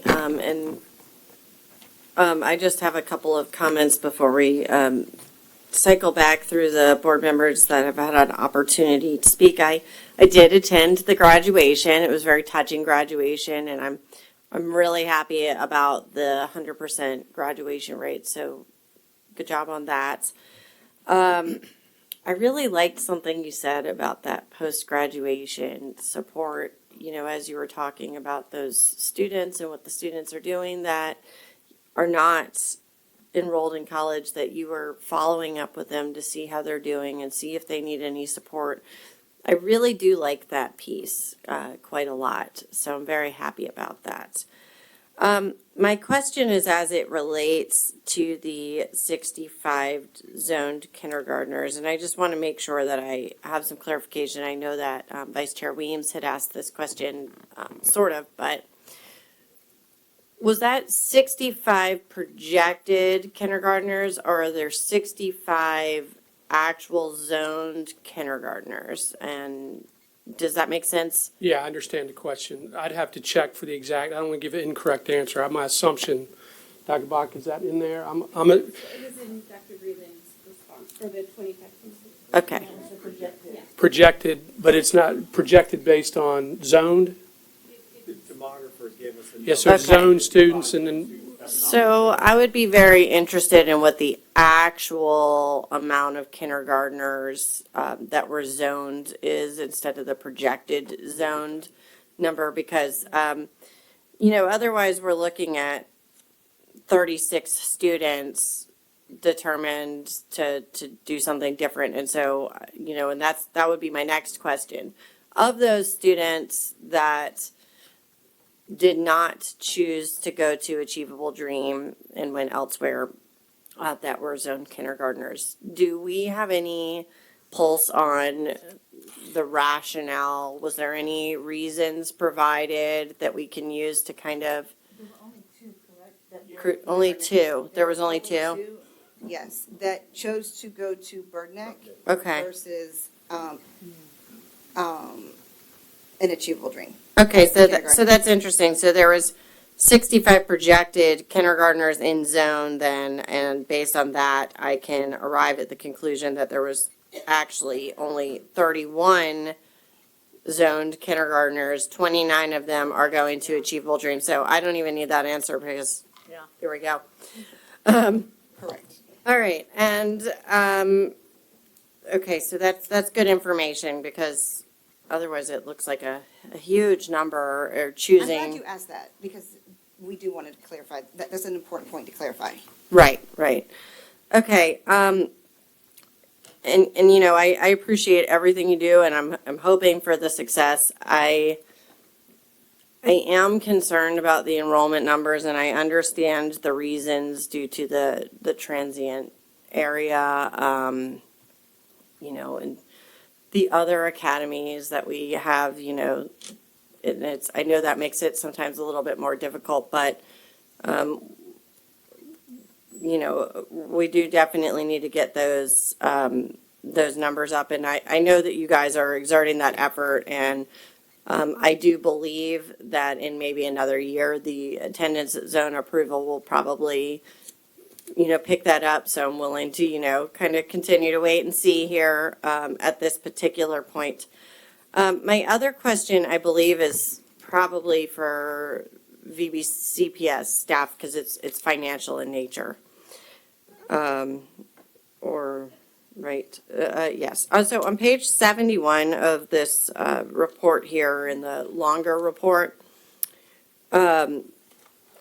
it talks about the staffing costs and allocations for the secondary program. And it says that it was $2,164,950. It then goes on to say that there were 4 additional high school teacher allocations provided by funds from the Department of School Leadership. However, the costs of these 4 FTEs were not included in the total additional costs to VBCPS due to these costs not specifically being additional to AAD and because they could have been used at another high school if they had not been provided to AAD. In addition, although AAD Secondary has an exclusive school counselor, the funds for the position were not based on the AAD student enrollment exclusively. I kind of would like to know what the number is with that additional stuff because I do believe that it's related because we are utilizing a resource. And so I don't think that I don't think it's fair from a evaluation perspective for us to exclude those costs, and I'm not knocking the costs. The costs are real. We're spending them.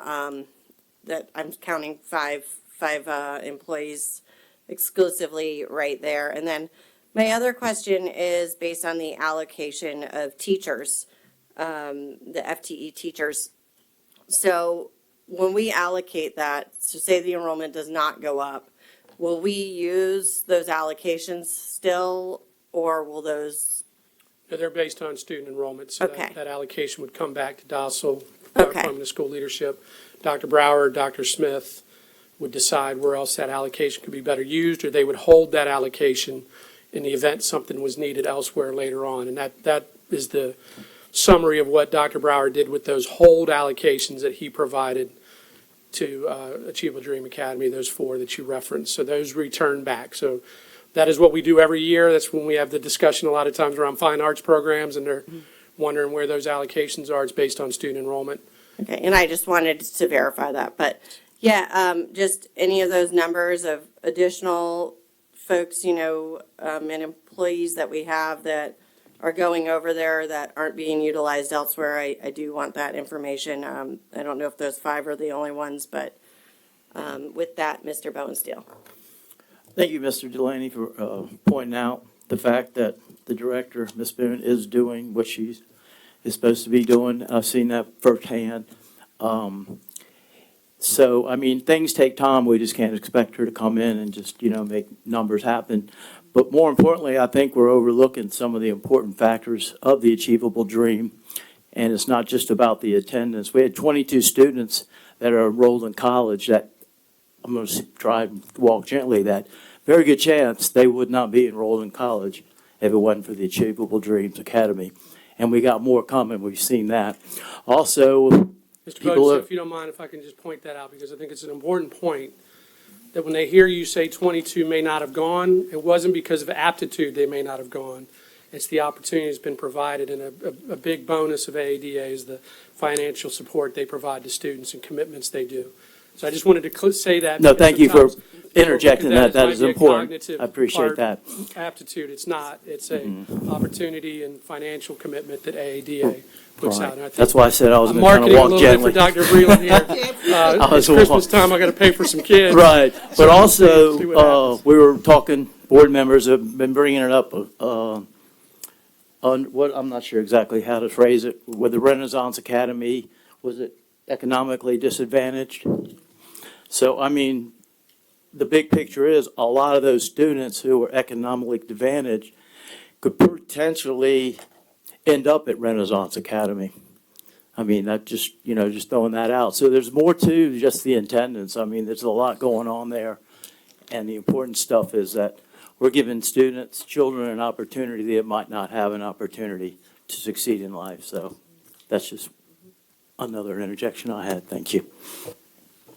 Ms. Melnick? So, Mrs. Linetti, what was the purpose of mentioning the sunset clause? The sunset clause only because we have to review that every so often? Because it was mentioned and You it was have, well, I didn't do the report, so they Okay. went to the department. That was a recommendation coming out of the department. Normally with new programs, you have a sunset clause. This is not a new program. It was built into the MOA, whether you were going to continue it, and you made that decision. Okay. Different than other programs, because this is an outside agency. You wrote an MOA, the board did in 2013. You had later on amended that. So the terms of how this program works are set forth in that MOA. It's not like your internal programs that you've developed. It is a separate organization. that Okay, you're well, that's what I needed to know because it just sounded different from the podium. It sounded like recommendation number whatever, sunset clause. And so it's like we hear all this and then it's like, and oh, by the way, our recommendation is to close it. That's just the way it sounded sitting here. I'm glad to get some nods left and right because it was a little confusing. So, okay. One says that they're going to implement a sunset clause. Yeah, it does. We're going to implement a sunset clause. So, and then it talked about phasing out. So I just want to make sure is.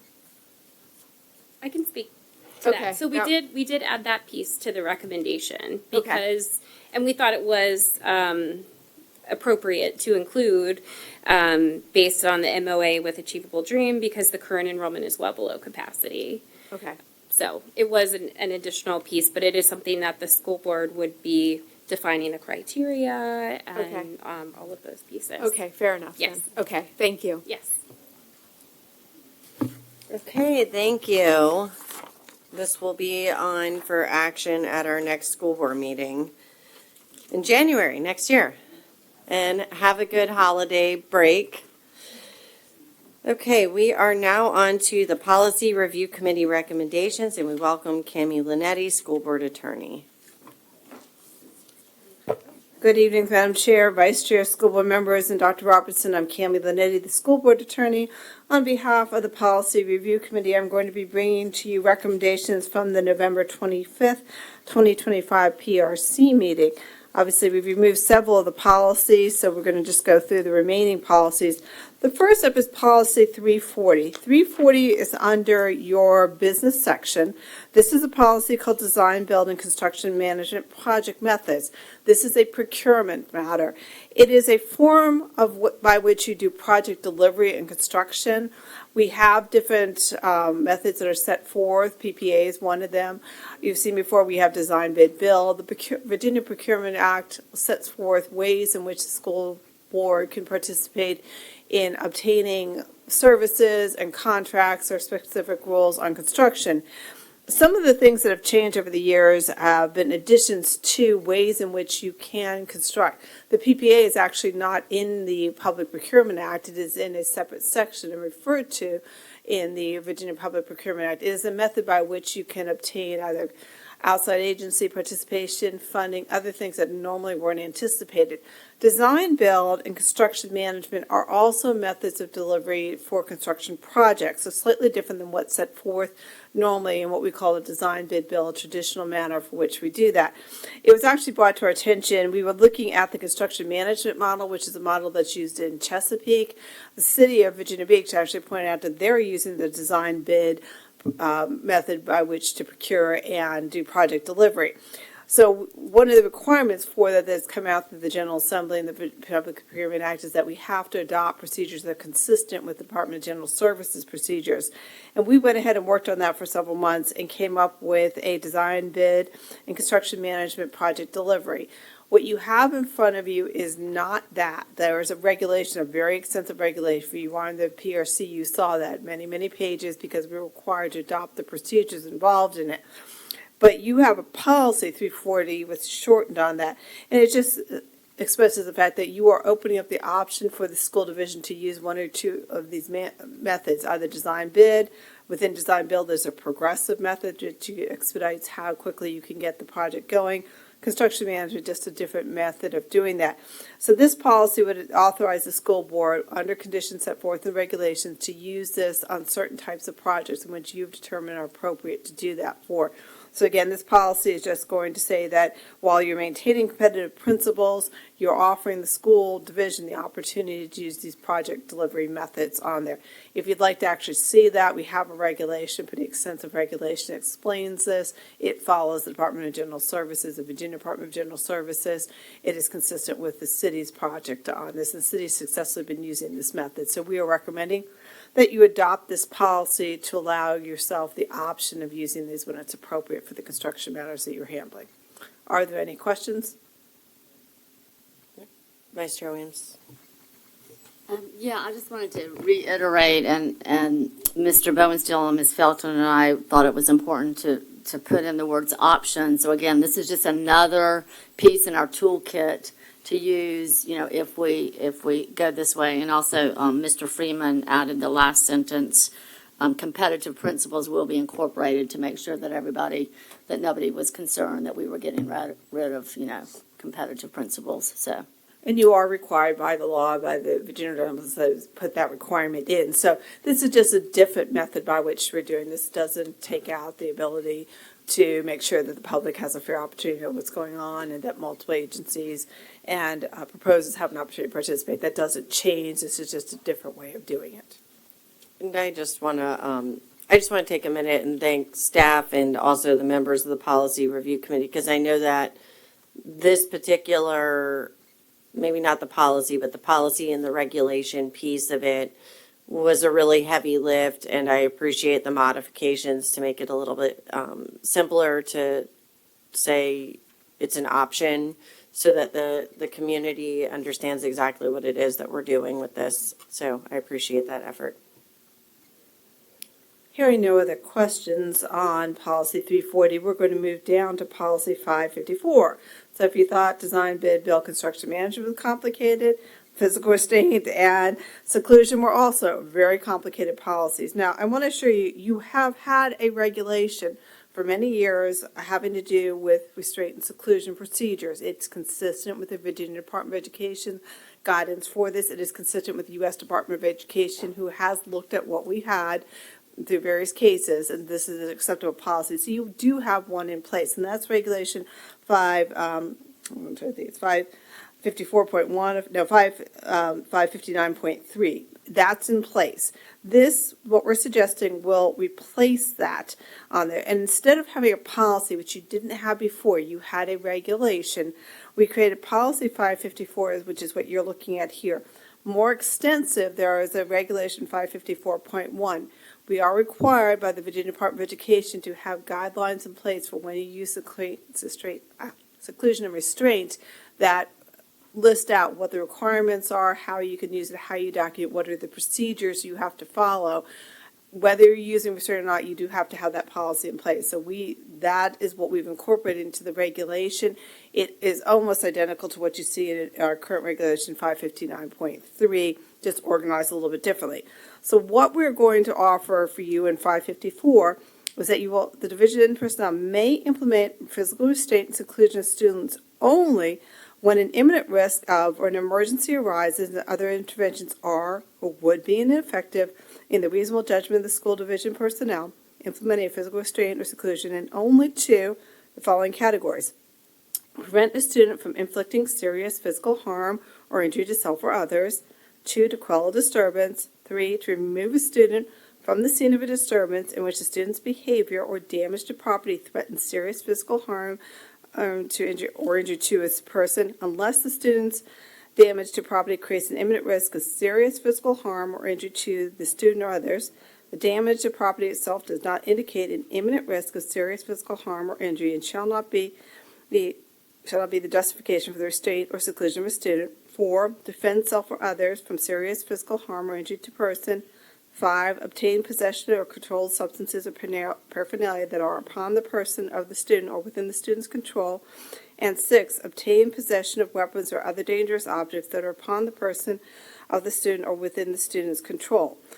Again, you're not to use physical restraint and seclusion, but these are the exceptions why you would use it. Now, there is a misconception that restraint and seclusion only applies to special education students. It does not. We have never written it that way. We document a lot with students with special ed because they have BIPs, behavior intervention plans, we have procedures that we have to follow for them. But that doesn't mean that's what it's written for. And there are times when we do need to break up fights or we're worried about issues on there. So while we tend to hear a lot of advocacy from the special education community because they have concerns, and we don't discount those, we still need the option to break up a fight. And you know very well when you look at the student discipline cases that we handle, there are times when we have to break up fights, we have to take things, substances and things away from students, and we want to protect that right. So what this is saying is you're not going to use that unless it meets one of these categories. Again, B is the discontinuance of physical restraint when the imminent risk or the threat is contained, and then we have less restrictive environments that we're supposed to be using. And then again, it goes further procedures on that, and they're laid out much more extensively in the regulation. I have given you a copy of the regulation, which the PRC saw, to show you that we have already developed the procedures necessary for it. We just didn't think we needed them in the policy. So again, we're recommending that you implement this policy. It is not significantly different from what you have in 559, other than the fact that you're stating very exclusively you are not going to use it unless it meets one of these categories. And I do believe there's questions on the floor It already. will, Ms. Melnick, and then Dr. Green. So 2 questions. The first one, the state kind of clarified also what you just said too about what's allowed as far as breaking up a fight, that's not necessarily deemed restraint. Is that correct? Correct. And again, this is almost identical to what the state has. Okay, perfect. The other thing is, does this do anything to change, does CSEP do anything different than this? Are we in line with CSEP, or will this have to be then given to CSEP so they know what they can and can't do with our students? I believe you're going to have to I direct that see over you're to out the there. superintendent who is Oh, okay. currently in charge of CSEP. Yeah, so if this policy is approved, we would share it with CSEP. It's very similar to what they're doing now. Okay. And they're subject to the same rules. I mean, VDOE, there was a difference about 15 years ago where some of these school divisions and specialized schools were accepted from the rules. The Department of Education did require them to come into compliance with the rules. Okay. So they're not really operating on a different set of rules. The difference with CSEP is every student there is in special ed. So that student has an IEP, most likely has a behavior intervention plan, would go through manifestation termination, things that would document it for, which you may not see with students who are not in special ed. Except in the city of Norfolk, they don't do what? A lot of them and choose restraint? not to seclude. They don't seclude, okay. It's very hard to say you're not going to restrain a student because in most cases you have to do something to protect the student. They will not use seclusion, and what a lot of people talking about are seclusion rooms. So I would imagine that we are pretty, I mean, I can't imagine that we would use seclusion often, or that we would have to use seclusion And the often. rules on seclusion, if you look at the regulations, Yeah, well, are that's pretty important strict is to know rules. what the rules are, It might- right? there- It's the room, how you have to document it, the type of room you have to have. You can't just choose to put a student in. You have got to be prepared ahead of time. So it's really not a procedure that should be used unless you're using it. Now, I will, noting with CSEP, as with some of our special education programs, these are students with very high needs that's why you might see it more in CSEP than you would see in our regular population. But again, even if you use seclusion, the rules are really, really strict as to the Okay. size of the room, what has to be in the room, how long a student can be in the room. Okay. So it really should not be a procedure that's used very often. So some school divisions have said they will not use seclusion. I'm not aware of anybody that said they will not use restraint, because it's really hard to say you will not use restraint, because sometimes you simply have to. Okay. All right, but for our conversation, so the public knows since we got off, that this is specifically for Virginia Beach City Public Schools and no other division or entity other than us. Okay, thank you. Dr. Green? Thank you. First of all, I want to preface my comments that I do recognize the importance of us maintaining a safe and orderly environment in our schools. My concern with the modifications to this policy, one, I know our Department of School Leadership already has best practices in place for breaking up fights, when a student does need to be removed, when they are an imminent threat and danger. And I also know that a lot of advocacy groups for students are not supportive of this policy. One, and I hope this is not the case, I think we are opening up ourselves to liability, especially because sometimes human behavior on any one side, adult sides, especially since we are in control, can become very subjective as well. And that's one reason why I'm already comfortable with the practices that we have outlined for staff through DOSL. In the research, it does not advocate using a lot of seclusion practices because to me, it makes the environment more threatening, especially when we're trying to de-escalate a student. So was DOSL involved or Absolutely, OPEC? yes. When we were looking at these revisions? And Dr. Green, this is actually more restricted. This policy is more restricted than what we had before. So it doesn't actually look that different. This one is very clear that you will only use it under these circumstances. It doesn't look that different than it did before. So this is not opening it up. This is actually making it very clear that you can only use it under these circumstances. And again, the other one the current one is not that different, but the current one allowed you to make the decision depending on the circumstances. This one is very clearly said you can only do it under these 6 categories. So it's not opening up. This is limiting how often you can use this. All right, thank you. Ms. Rogers? So if, from what you're saying, that this is more restrictive and that if we were to do seclusion, there was very specific things that you would have to follow. There's always been. Right. So why do we have seclusion as part of it? Why would this not just be about physical restraint? In discussions, now again, I will let those who do it in the schools also add to this. There are times when you simply have to pull a student away from other students. And for those of you who've done student discipline, you've seen what happens. There's a fight in the hallway, and you have to push one kid into one classroom and one into another just to keep them away from each other and the people in the hall. Technically, that's seclusion. You've kept them out of where they were before. Occasionally, you get a really violent situation, a very dangerous situation, which you might use a seclusion room. The concern was, in those situations where you really have to do that, we wanted to protect the staff ability to separate them. Right, but you're looking at it from a legal standpoint that technically it's seclusion, but then you're not following those specific seclusion rules that are set up for that seclusion room, which wouldn't it then fall under restraint if you're removing children from a fight? And again, I've had those students.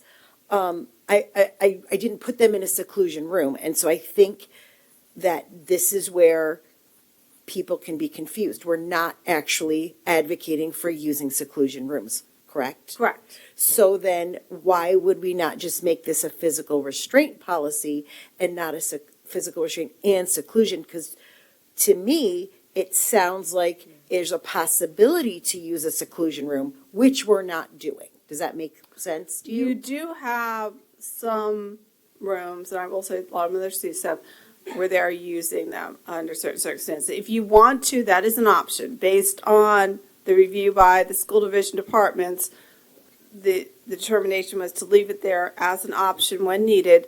You could say no seclusion. Right. But understand, one of the things that happens if you don't seclude a child who's acting out, you're going to be calling mom and dad, you need to remove the child from school because we cannot keep a violent, out of control child there. So that's an option for us. Which if we can't allow you the opportunity to calm down, then the only choice is to have you removed from the school division. So and again, then I am unclear how we are not using seclusion rooms, but yet you're saying, but we have to seclude the kids. It's a difference between a seclusion room and just putting them in a room where they they have, we have had instances where a child has to be removed from their classroom and are in the principal's office or whatever. Is that considered seclusion? And is that considered a seclusion room? That's where I'm unclear, because I just want to make sure that what we've written is what we need to be able to do, and we're not advocating for something that we don't want. Does this make sense? Like this, to me, I understand what you're saying. Obviously, when you have a child that is destroying a classroom, whatever, and they are removed from the classroom into the principal's office, whatever, is that considered seclusion if they're with another adult? Because that's usually, in a classroom would be the procedure. Would that be what this is written for? if you do that, then you're going to have to use the procedures in the regulations to explain what has to be in a seclusion room, the size, the ventilation, the ability to not have a locked door, to have adult supervision.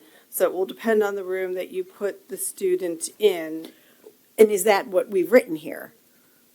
It's in the regulation, yes. And it's the same thing that's always been in the regulation. That has not changed. So if we then took out seclusion, we couldn't remove a child from a classroom, is what you're saying? You could remove the child, walk the child down the hall. You couldn't, what I would call isolated, keep the child in one location. There are other things you could do with the child.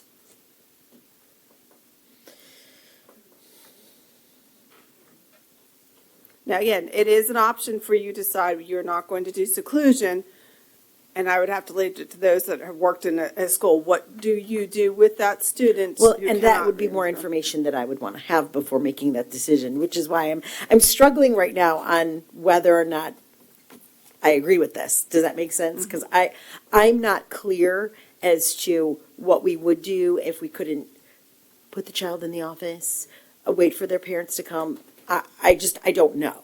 And so I feel like that I need more information. Sorry. Okay, so Vice Chair Weems, then Mr. Cummings. Yes, we had some of the same, obviously, conversation. That's why we've discussed this a lot. But I mean, the PRC committee, under the expertise and the advisement of staff, obviously, in our legal counsel, we had to, come to terms that this is not a special education policy, and seclusion is technically, if you break up a fight in the middle of the hall and you put one kid in the office, you are secluding that student. So it doesn't say, that's why it doesn't say anything about seclusion rooms. We are not advocating for that. It just says seclusion. So,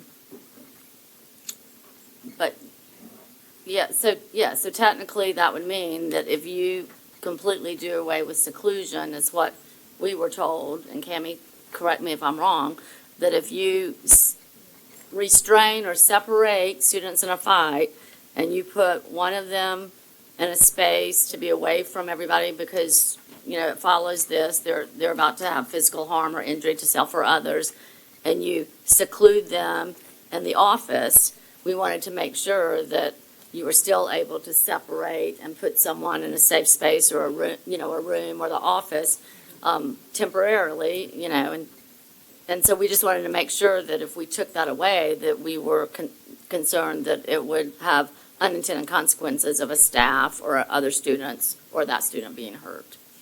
But we had similar, questions, and so that's why we came up with this, agreed with this. Mr. Cummings? Yeah, thank you so much for sharing, and I echo some of my colleagues' earlier sentiments and questions and concerns as well. I understand the policy around restraint, and so I would personally want to see this maybe policy broken up into maybe two different policies, because I just sit back and think about the presentation that we had back in June about seclusion, and that term seclusion, how loaded of a term that is for our community of special needs, and how they often are the recipients of that activity. I think that we talked about over 300 cases of seclusion at Virginia Beach City Public Schools. Was it last year that they brought forth to us? And so, in that conversation and that session really sparked my interest. I went about researching and Googling and going down the rabbit hole. What does mental health alliances say? What does mental health research say? And it seems to be a practice that many, schools and experts in this field are urging institutions to, not necessarily utilize, because there's long-term negative consequences of seclusion practices. So while you might be temporarily thinking you're doing something good, the longevity of, that practice actually has a negative impact. And so that concerns me. And so, I do think that there are case examples that we can look at before having a policy, the seclusion policy. I know that Fairfax, Norfolk, and I believe Loudoun now also have gotten rid of their seclusion policies, so we could ask them or identify how they're handling, breaking up fights and putting kids in classrooms and things like that. But, I also see that there is, many examples across, the country where schools have started to abandon seclusion. And I imagine that they're also having to handle some of the scenarios that we have to handle on a day-to-day basis. But personally, I will not be supporting a policy that has seclusion with it, because I see how that term and how that avenue, how that impacts that community, in my opinion, in a negative way. So I would ask that, I understand why we need restraints, and I understand, those fight scenarios that Ms. Linetti that you touched upon, and so I can understand that. But the seclusion as a practice and how it's impacted a certain community, that is a huge worry to me. So that's all. Thank you. Thank you. Before we cycle back through the comments, I just wanted to ask Vice Chair Weems, how many policy review committee meetings did you and staff work together on this particular policy? 3 meetings. Okay. Yes, Ms. Felton knew right away. It was 3. We've had it 3 times. And I agree, it's a difficult one. So we tried to strike a balance. But that is the recommendation that we came up with after a lot of work and a lot of expert advice and legal advice. So. All right. So we have Ms. Dwyer, then Ms. Melnick. So I'm sitting here and I'm listening to all of this. When we say seclusion, to me, it's sounding like we're putting the student somewhere by themselves. I would assume that there's an adult in the room. per Virginia Department of Education regulations, you should never have a child that's left alone in a room. Now, if a child's so violent, you can stand on the other side of the door, but you have to be able to see into the room, you have to be able to get into the room. Preferred method would be to have an adult in the room with you, but occasionally, and I've handled enough of these cases over the years, occasionally a child can be that violent that it's not safe for anybody to be in the room, and you have to give them a little while to calm down. But again, you would never just walk away and leave a child for a certain amount of time. You have to be there monitoring them. You should have a window to be able to see into there. There's got to be appropriate ventilation. It's got to be a safe room for them. So you're not just putting a child and leaving them there long term. That's never appropriate. Is this frequent? I mean, so we know it can happen. Does it happen frequently that we need to be this concerned? I think what you saw last year, there were 300 instances. If I'm correct, only 2 of them were not in the CSEP program. Now, your CSEP programs are embedded within your schools. However, they're run by a separate organization. So they're following their procedures, which really aren't supposed to be that different than ours. So for our non-special education students that are in our program or special education students that are not in CSEP, we only had 2 instances documented of stranger seclusion forms filed out there. So I can't speak to exactly why CSEP's doing it. I will note, to be in a CSEP program, you are going to have perhaps a higher level of disabilities or certain type of disabilities that require you to be in a specialized program. So it's not totally surprising that you would see behaviors that we may not be seeing in the rest of the population. That's why you're in that program, is to get extra assistance. Right. Okay, so again, we're relying on staff and their training and their, discernment at the time the incidents happen. So I really don't have a problem with it if it's occurring like you said and in the small numbers that it is. The incidents are not as frequent as it seems like everybody's making it. So it's definitely, to me, it's definitely needed. Thanks. Ms. Melnick? Was anyone from OPEC involved in the conversation? It went through I see TTAL head and nods. DOSL and the departments look at them. All right, so I like all of that, but I'd also be interested in knowing how the divisions who have removed seclusion, what they're doing to be able to protect a child in the instance that was brought up, that there's a fight and you have to remove a child and put him in the office. So I'd be interested in knowing, that just seems logical to me, but I don't want to create a policy or vote on a policy that would take that ability away for a teacher who's in a position where they have to think really fast or someone's really going to get hurt. And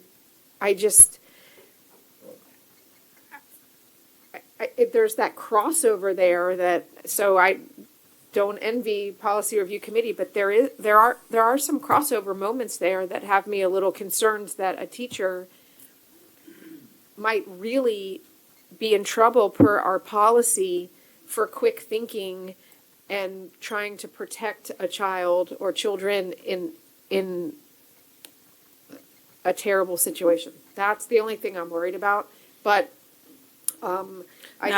we will always handle litigation on this matter the same way we handle liability for anything else. But this yes, you should be following the policy. If somebody goes off track, then we'll manage it the way we do any other litigation. So that there's always that piece of protection in there. Okay. All right, this is pretty Ms. heavy. Melnick, Yes, if sir. I may, Yes, sir. just one thing, and Ms. Linetti mentioned this earlier. This policy is completely aligned to state code. So it's written exactly like state code. Okay. The policy is. To Ms. Rogers' concern, your concerns, your questions, that's certainly why there's been multiple conversations between OPEC, DOSL, DTAL.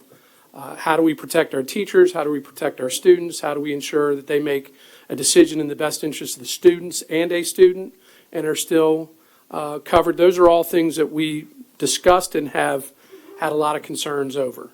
I think, to reiterate the point, this is not just a special education policy.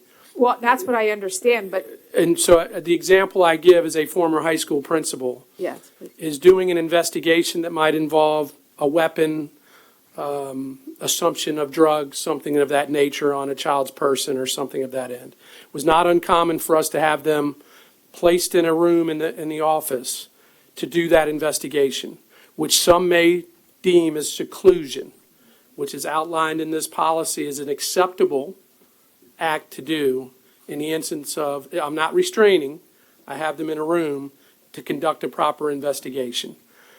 The dilemma then we were having in discussions about this, and Ms. Linetti talked about this a little bit as well, as, and I think Ms. Rogers asked this question, is that considered a seclusion room? And as a result, does that room meet the standard of a seclusion room? So as we go through that regulation, the training we're going to need to provide to staff to be very clear in those areas is something we're preparing to do as well. Okay. So that the amount of training and follow-up we're going to do on this with our security team, we've left out that OSIM was involved in that discussion because they train all their security assistants in CPI training. We've had additional folks trained in CPI to assist with training staff that might be involved in restraint. That's more of a restraint practice.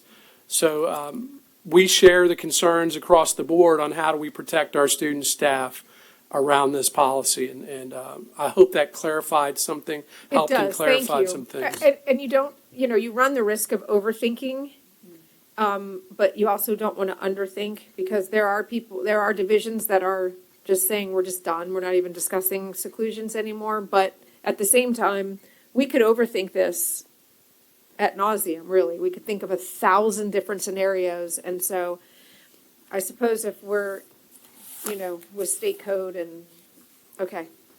All right, I thank you. Thank you, Mr. Delaney, for that.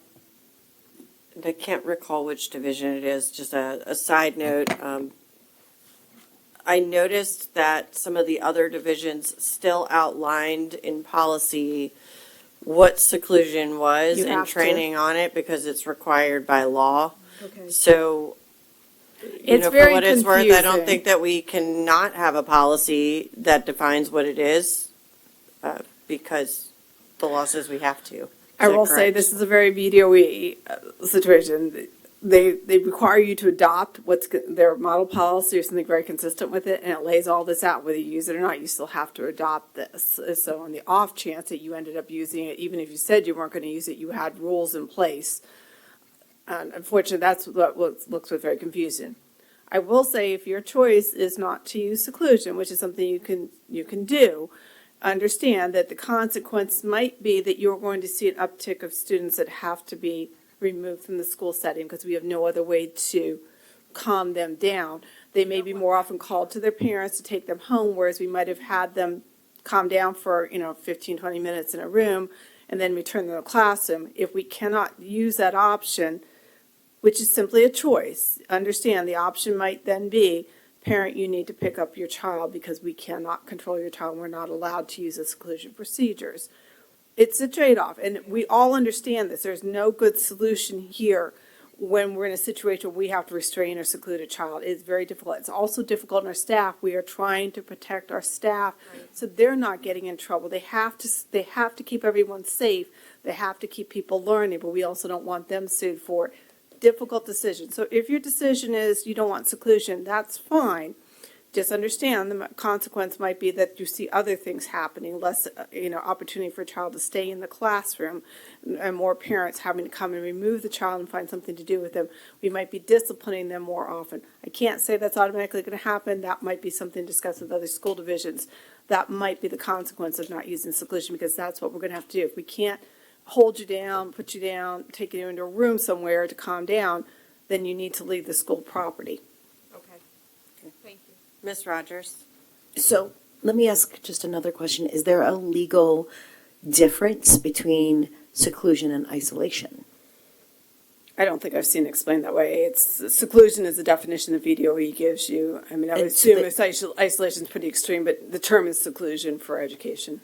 Okay, and again, the reason I'm asking is, again, I just feel like, from what I was reading, that a seclusion is involuntary, and so if a child chooses to have a timeout, that's not considered seclusion.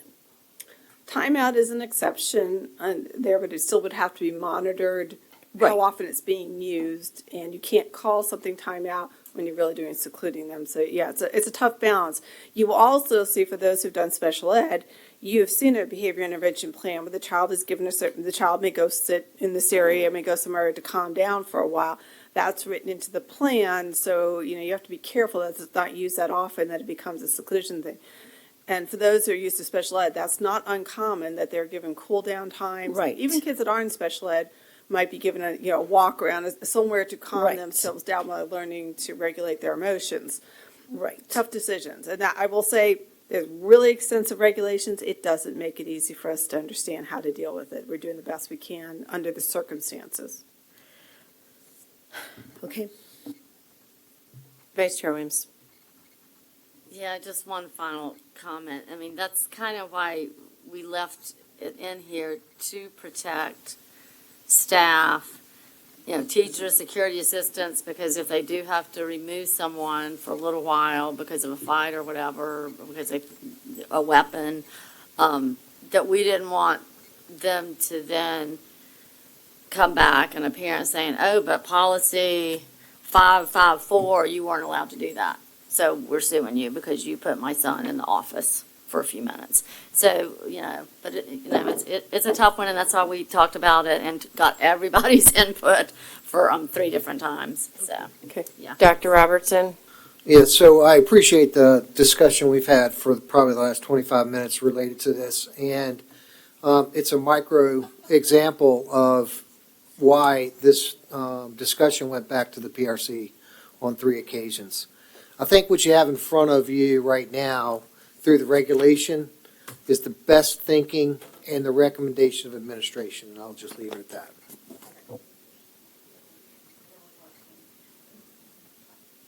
Ready to move on? All right, your last one is 551. What's my phone? This is use of board equipment and we are not recommending any changes to this policy. This is simply, it's been 5 years since we've looked at it. So we've had some discussion on how this is used, how there are related policies on it, but in this particular policy, we are not recommending any changes. This is simply a recommendation for the 5-year review by the school board. That's the easiest one I can give you tonight, and that will be the end of the PRC recommendations. Okay, thank you. We are now on to Compass 2030 Key Navigational Markers, and we welcome Dr. Lisa Bannicky, Executive Director, Office of Planning, Innovation, and Accountability. Thank you. Good evening, Chairwoman Brown, Vice Chairwoman Weems, members of the school board, and Dr. Robertson. Tonight, I will review the key navigational markers that are part of the Compass to 2030 strategic framework. My goal is to orient us to what these measures are, why they exist and how they were developed, and the baseline data we now have for each one. I'll also share some considerations related to setting targets for these measures moving forward. To help frame this conversation, I'll walk through 5 questions. First, what are the key navigational markers? Second, how were they developed and approved? Third, who are they for?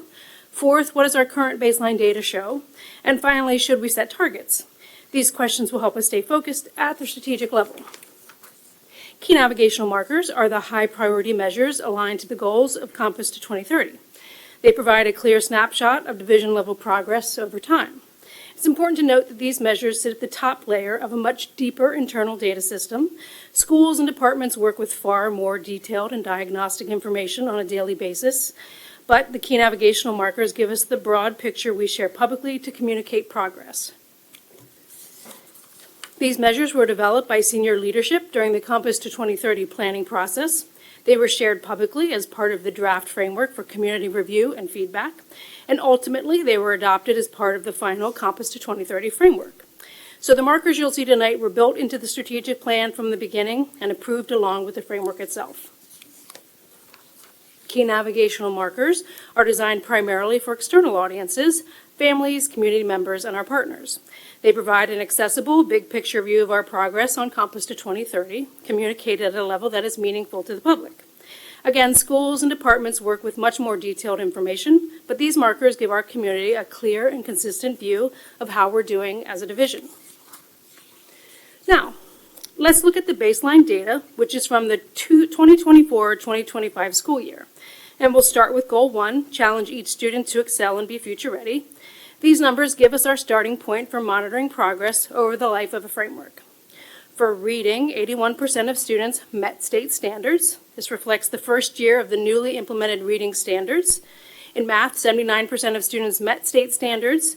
Math also shifted to new standards, so this too represents a true baseline year. 68% of secondary students enrolled in and successfully completed an advanced course. This measure reflects both access and successful completion. 91% of seniors reported having a solid plan for after graduation.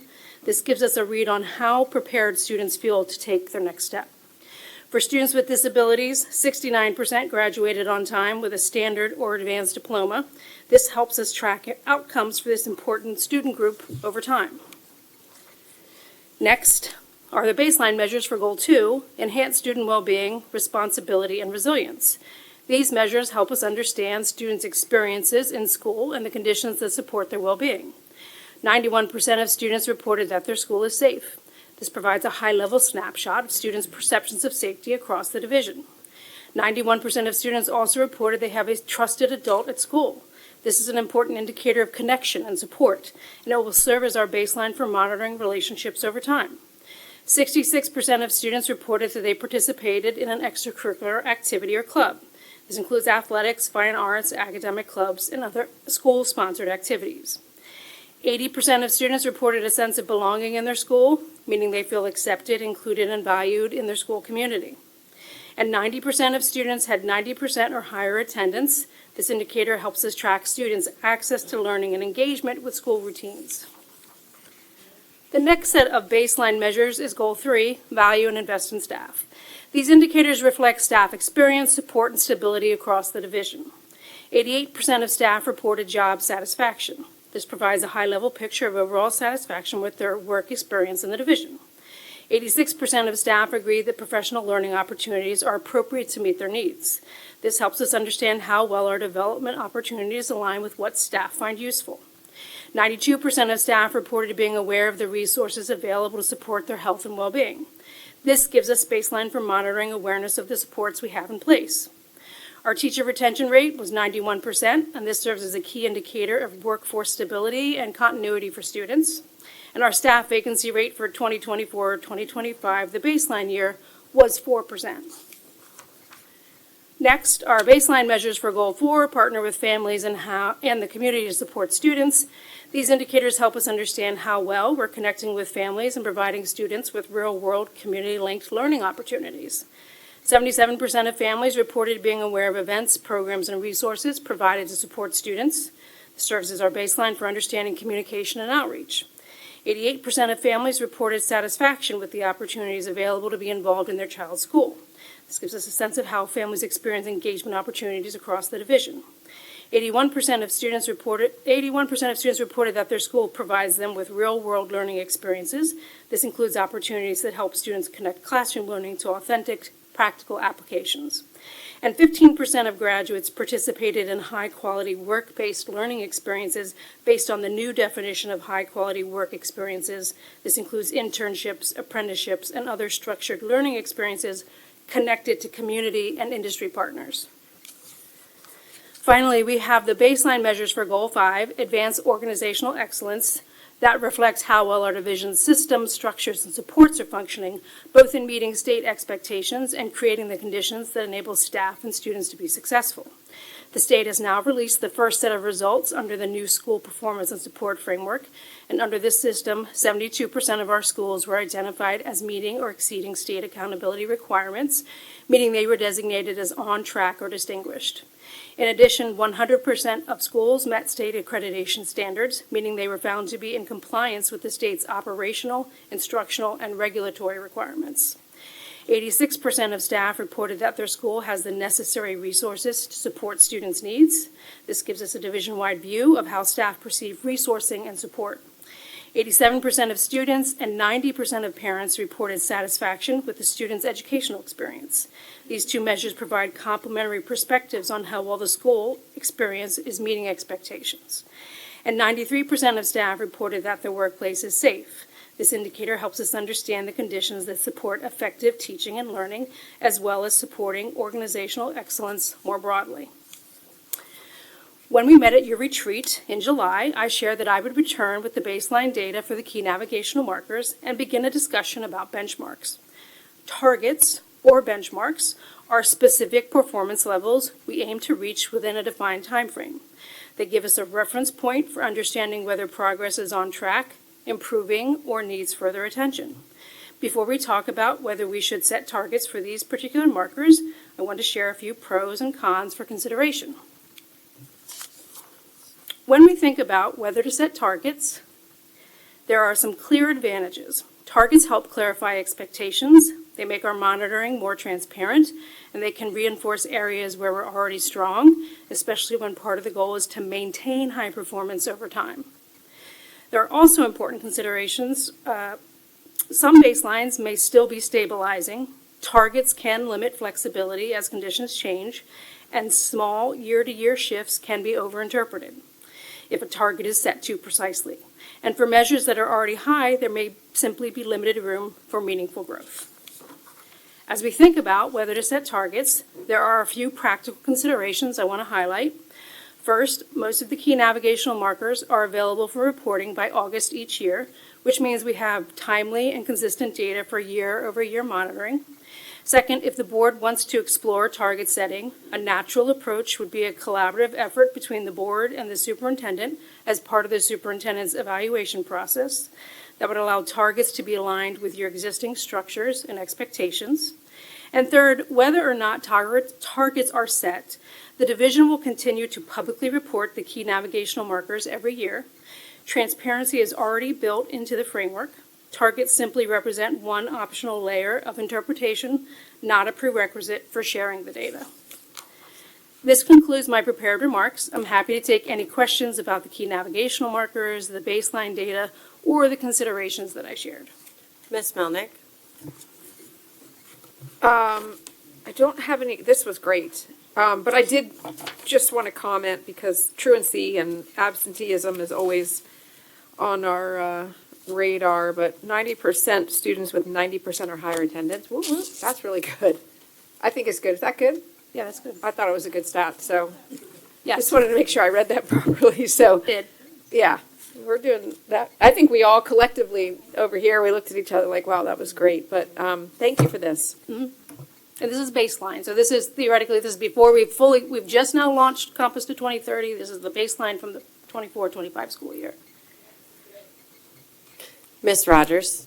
Thank you so much for your presentation. I just wanted to ask, do we have the percentage, is it 100% of that, or we have our respondents for our staff and our students, or what percentage were the respondents to get this data? Oh, response rates, they're not Yes. going to be 100%.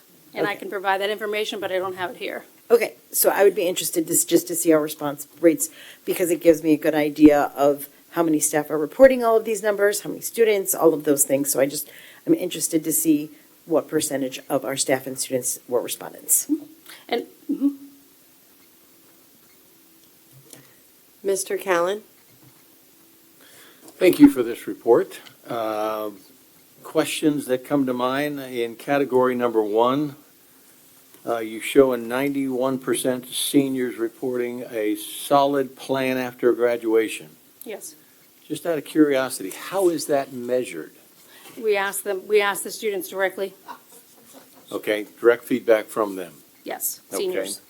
Secondly, out of great curiosity, and I think Dr. Robertson had indicated that might have been made available even today, and that is where we stand relative to the state's accountability requirements. That information is now in, and I assume will start showing up in reports like this? Yes, so we released a press release today because the results were made available today by the Virginia Department of Education. And we'll be coming back with a full, you're going to hear more than you probably care to on January 13th about the accreditation and accountability results that were just released today. We just couldn't do it fast enough. We could have, but probably didn't want that tonight. Sounds like January is going to be a month filled with Something to look forward to. many things that are I going to mean, tell your me Christmas more than I wishes are ever coming knew how true. to ask for. Yeah, you have time to generate all the questions. I don't Yeah. think I'll be able to sleep between I don't now and know. then. I mean, it's pretty exciting stuff. Yeah, we're coming. No, seriously, we're coming back to you with a full. We've had that presentation created since September. We've just been waiting for it to be finalized and for the rest of the data to come out. And now we'll be able to see how we look relative across the state, kind of thing. So. And lastly, I know there are different ways of looking at this data, but the pros and cons page at the very end, I can't imagine not setting targets to shoot for. Yes, I get the fact that you can get involved in chasing after numbers and maybe missing big pictures, but I still can't take something like this and not say, but we've got to have a target to shoot for, and we get a score, and we either are, like the new assessment standards show, we're either on track or we're not. And either way, it's good to know where you stand. So this is just me kind of pontificating out loud as it relates to my preference for seeing targets. If you're taking a straw poll, I'll put my name in the I category think for. I'll put you in that list. For a Yeah, no, I think I know. But I think seeing the cons also helps you be mindful when you set the targets. So for example, if we have baseline data that's really high, it's like at a 93%, maybe the kind of target you're setting is that we want to maintain it at a certain rate, not it has to be 98%. You know what I mean? Like and to take into account, one of the other things I think that matters is those minor fluctuations. I'm not willing to hang on a minor fluctuation from year to year, particularly as it relates to survey data. And maybe your target can be the equivalent of a zone. Yeah, exactly. So I think seeing that can trigger more for people. Yeah. Oh, okay, so let's keep that in mind. If we're going to go through that process of setting targets, it's something more than increase by 5% every year.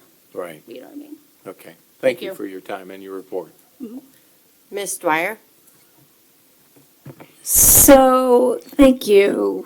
That's so encouraging. I just want to remind my colleagues that, what is it, we have 85 schools and 64,000 students. So, I'm pretty sure that's right, Dr. Robertson? So, to me, we're making our benchmarks, and I'm really impressed. I think you guys deserve a standing ovation, especially when I saw 100% schools meeting state accreditation standards. And we have all these students. So I'm very encouraged. Thank you to the staff and the admin for all the hard work. And I especially like that 91% of the high school students said that they were what was it specifically? Mr. Callan said it, but that's the one that Solid really stood plan. out. We want to make sure Yes. they're doing, So we're doing to us. something right. Well, you guys are doing something right. Thank We're you. working hard. Appreciate all of you. Ms. Felton?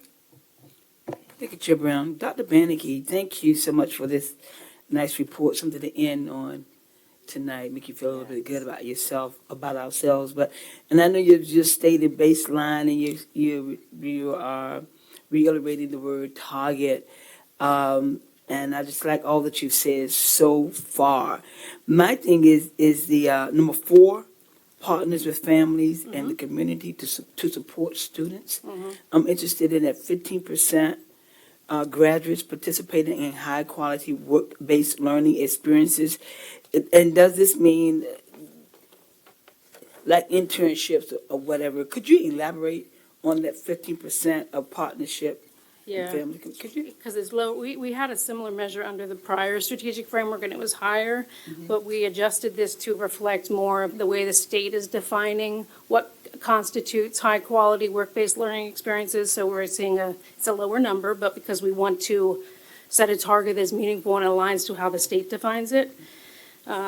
Where is this? And how do they define that? Well, and if I could add, Ms. Felton, if you recall, one of the things that took the state the longest was to finalize the list of high-quality work-based learning experiences. In fact, I don't think that list was complete until June, which means that our students never had the opportunity to pull, or we never had the opportunity to pull from that list to say which courses are we offering. So right now, we are looking at all of our CTE offerings and may very well be peeling away some of our offerings that are no longer on that list so that we can introduce quality learning experiences on that list, because that 15% is very low.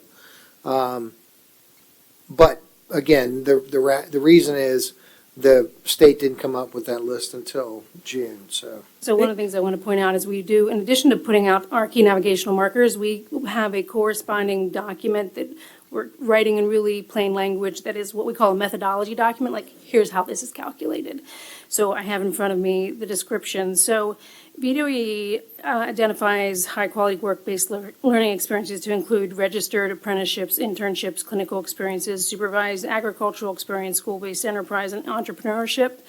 But they talk about them being in high-demand fields. So it restricts it even more. So we can also link out to what those high-demand fields are for families who may want to know, how does the Virginia Department of Education define a high-demand field? You're welcome. Ms. Melnick? So I couldn't wait for the printed version, so during something tonight, on my old notepad with an 804 area code for Virginia Beach, And I see the I old wrote logo. out all of the schools and they're under the new classification. So I'm really very anxious about January 13th and hearing what all of this means and being as fair as we can to our community, because I'll tell you, the choice of words, the choice of descriptive,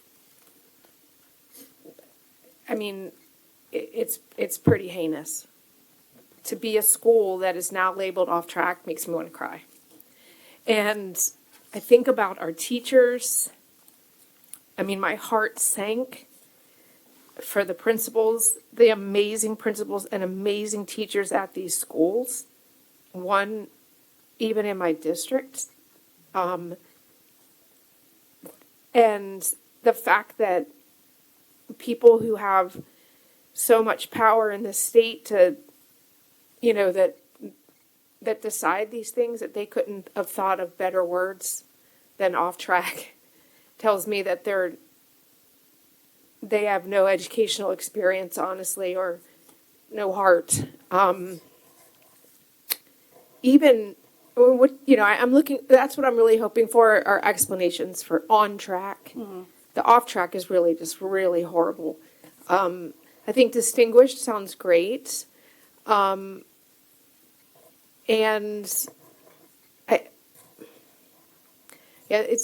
I'm not disappointed by the work that anybody's doing right now in our school division. The fact that we have 100% accreditation is top for me, but I'm very, very anxious about this presentation and what it means for our division.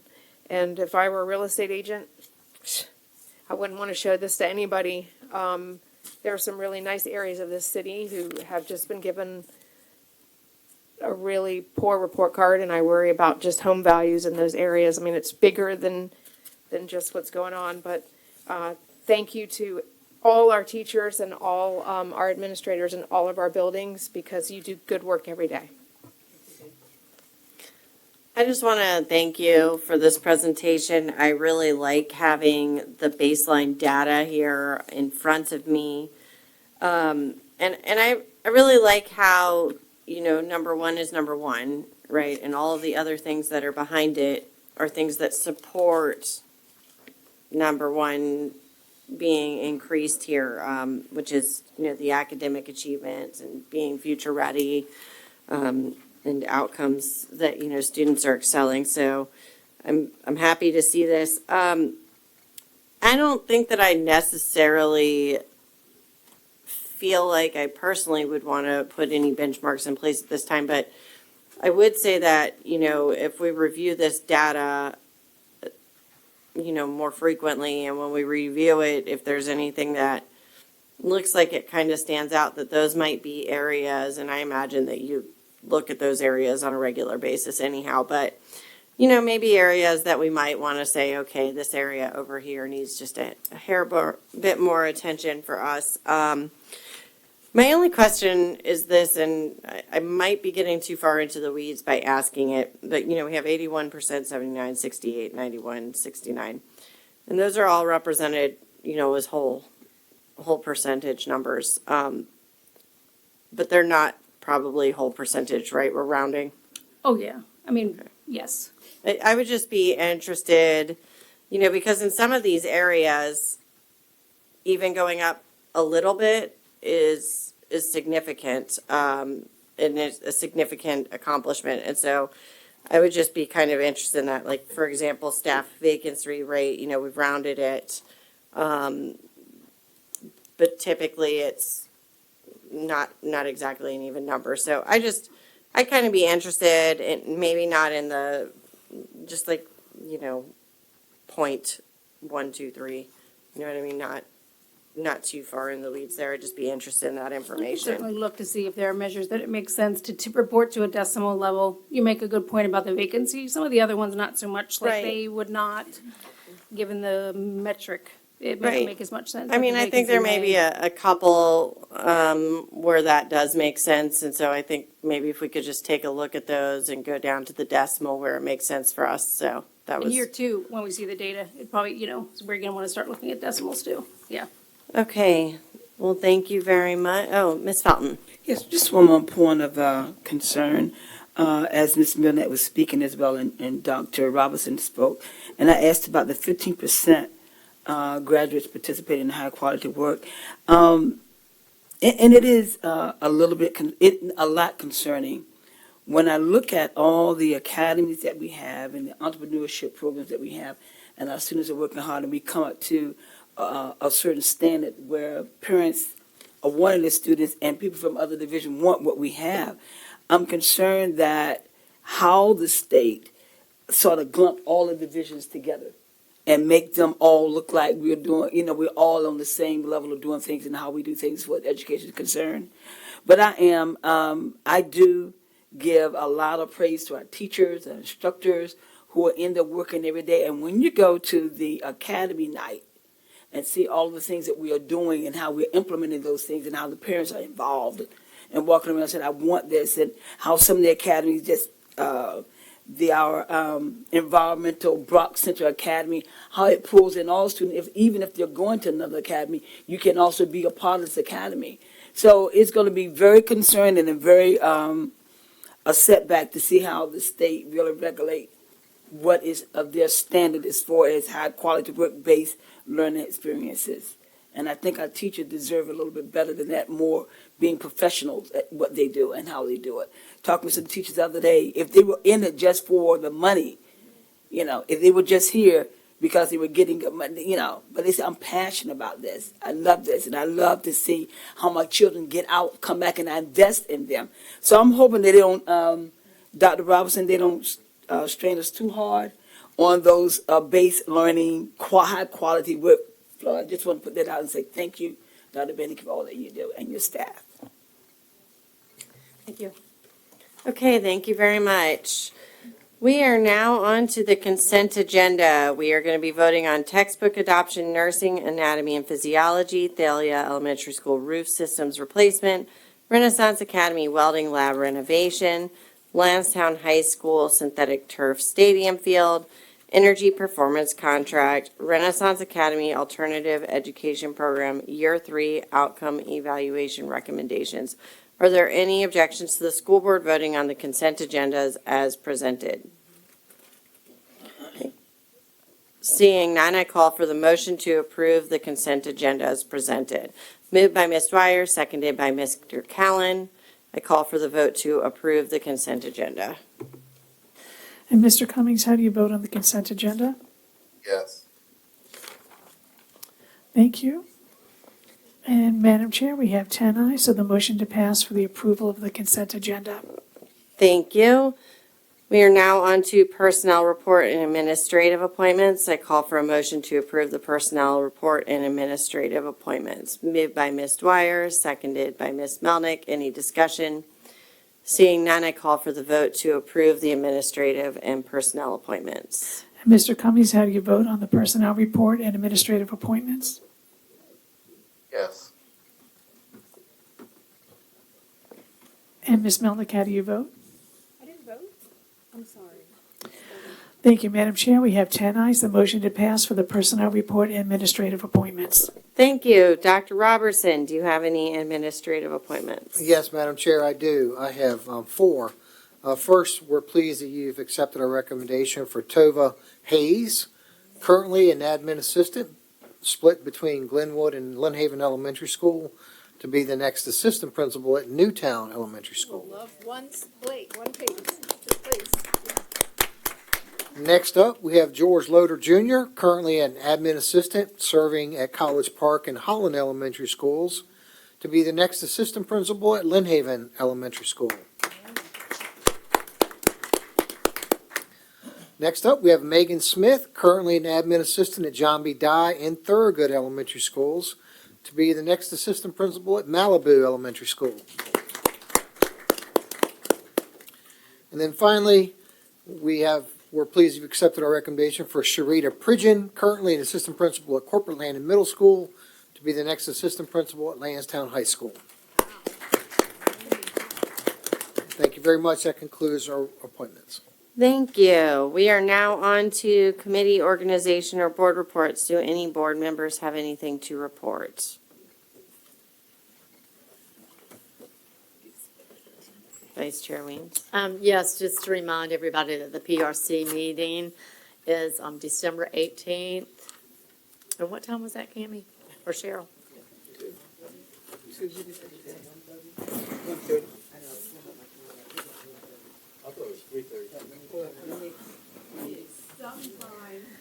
It's December 18th. Oh, yeah, it's, 3:30. And then also I attended the Gifted Advisory Board Committee meeting last week, and I'll tell you, that is such a joy to go to. They are so organized. That's not hard to believe, though, is it? But they are organized, and they went on school visits and reported back, so it's just, I've really enjoyed that committee. Thank you. Ms. Melnick. So next Friday, the 19th, we have a BUC meeting, and that will be televised for the viewing public. Mr. Callen? I had an opportunity to attend the Xmas Files presentation. It was a dress rehearsal at Allenton Elementary School, put on by a large number of the elementary school students, and it was all about the Christmas season and the Christmas spirit, and done in a sci-fi creative perspective. It was really enjoyable. The students were very impressive in their delivery of their lines and their performance, and did it with a lot of emotion and passion, and it was fun to be a part of it. That's great. I also want to report that the SEAC, the Special Education Advisory Committee, is going to be meeting on January 12th, which is before our next meeting. And so that will be going on. And also they do public comment for families of special education students. So if you're interested in public comment or you know somebody that would want to provide that, they are trying to seek additional public comment. That's something that they're really looking to do this particular year. So I told them that I would mention it at our meeting. And since this is our final meeting before our holiday break, I want everybody to enjoy your break and whatever you celebrate, whether it be Christmas, Hanukkah, or just your time off. I hope that you enjoy it and that it's restful and rejuvenating. So with that, it is 9:08 p.m. We are adjourned. Thank you. See you at 9.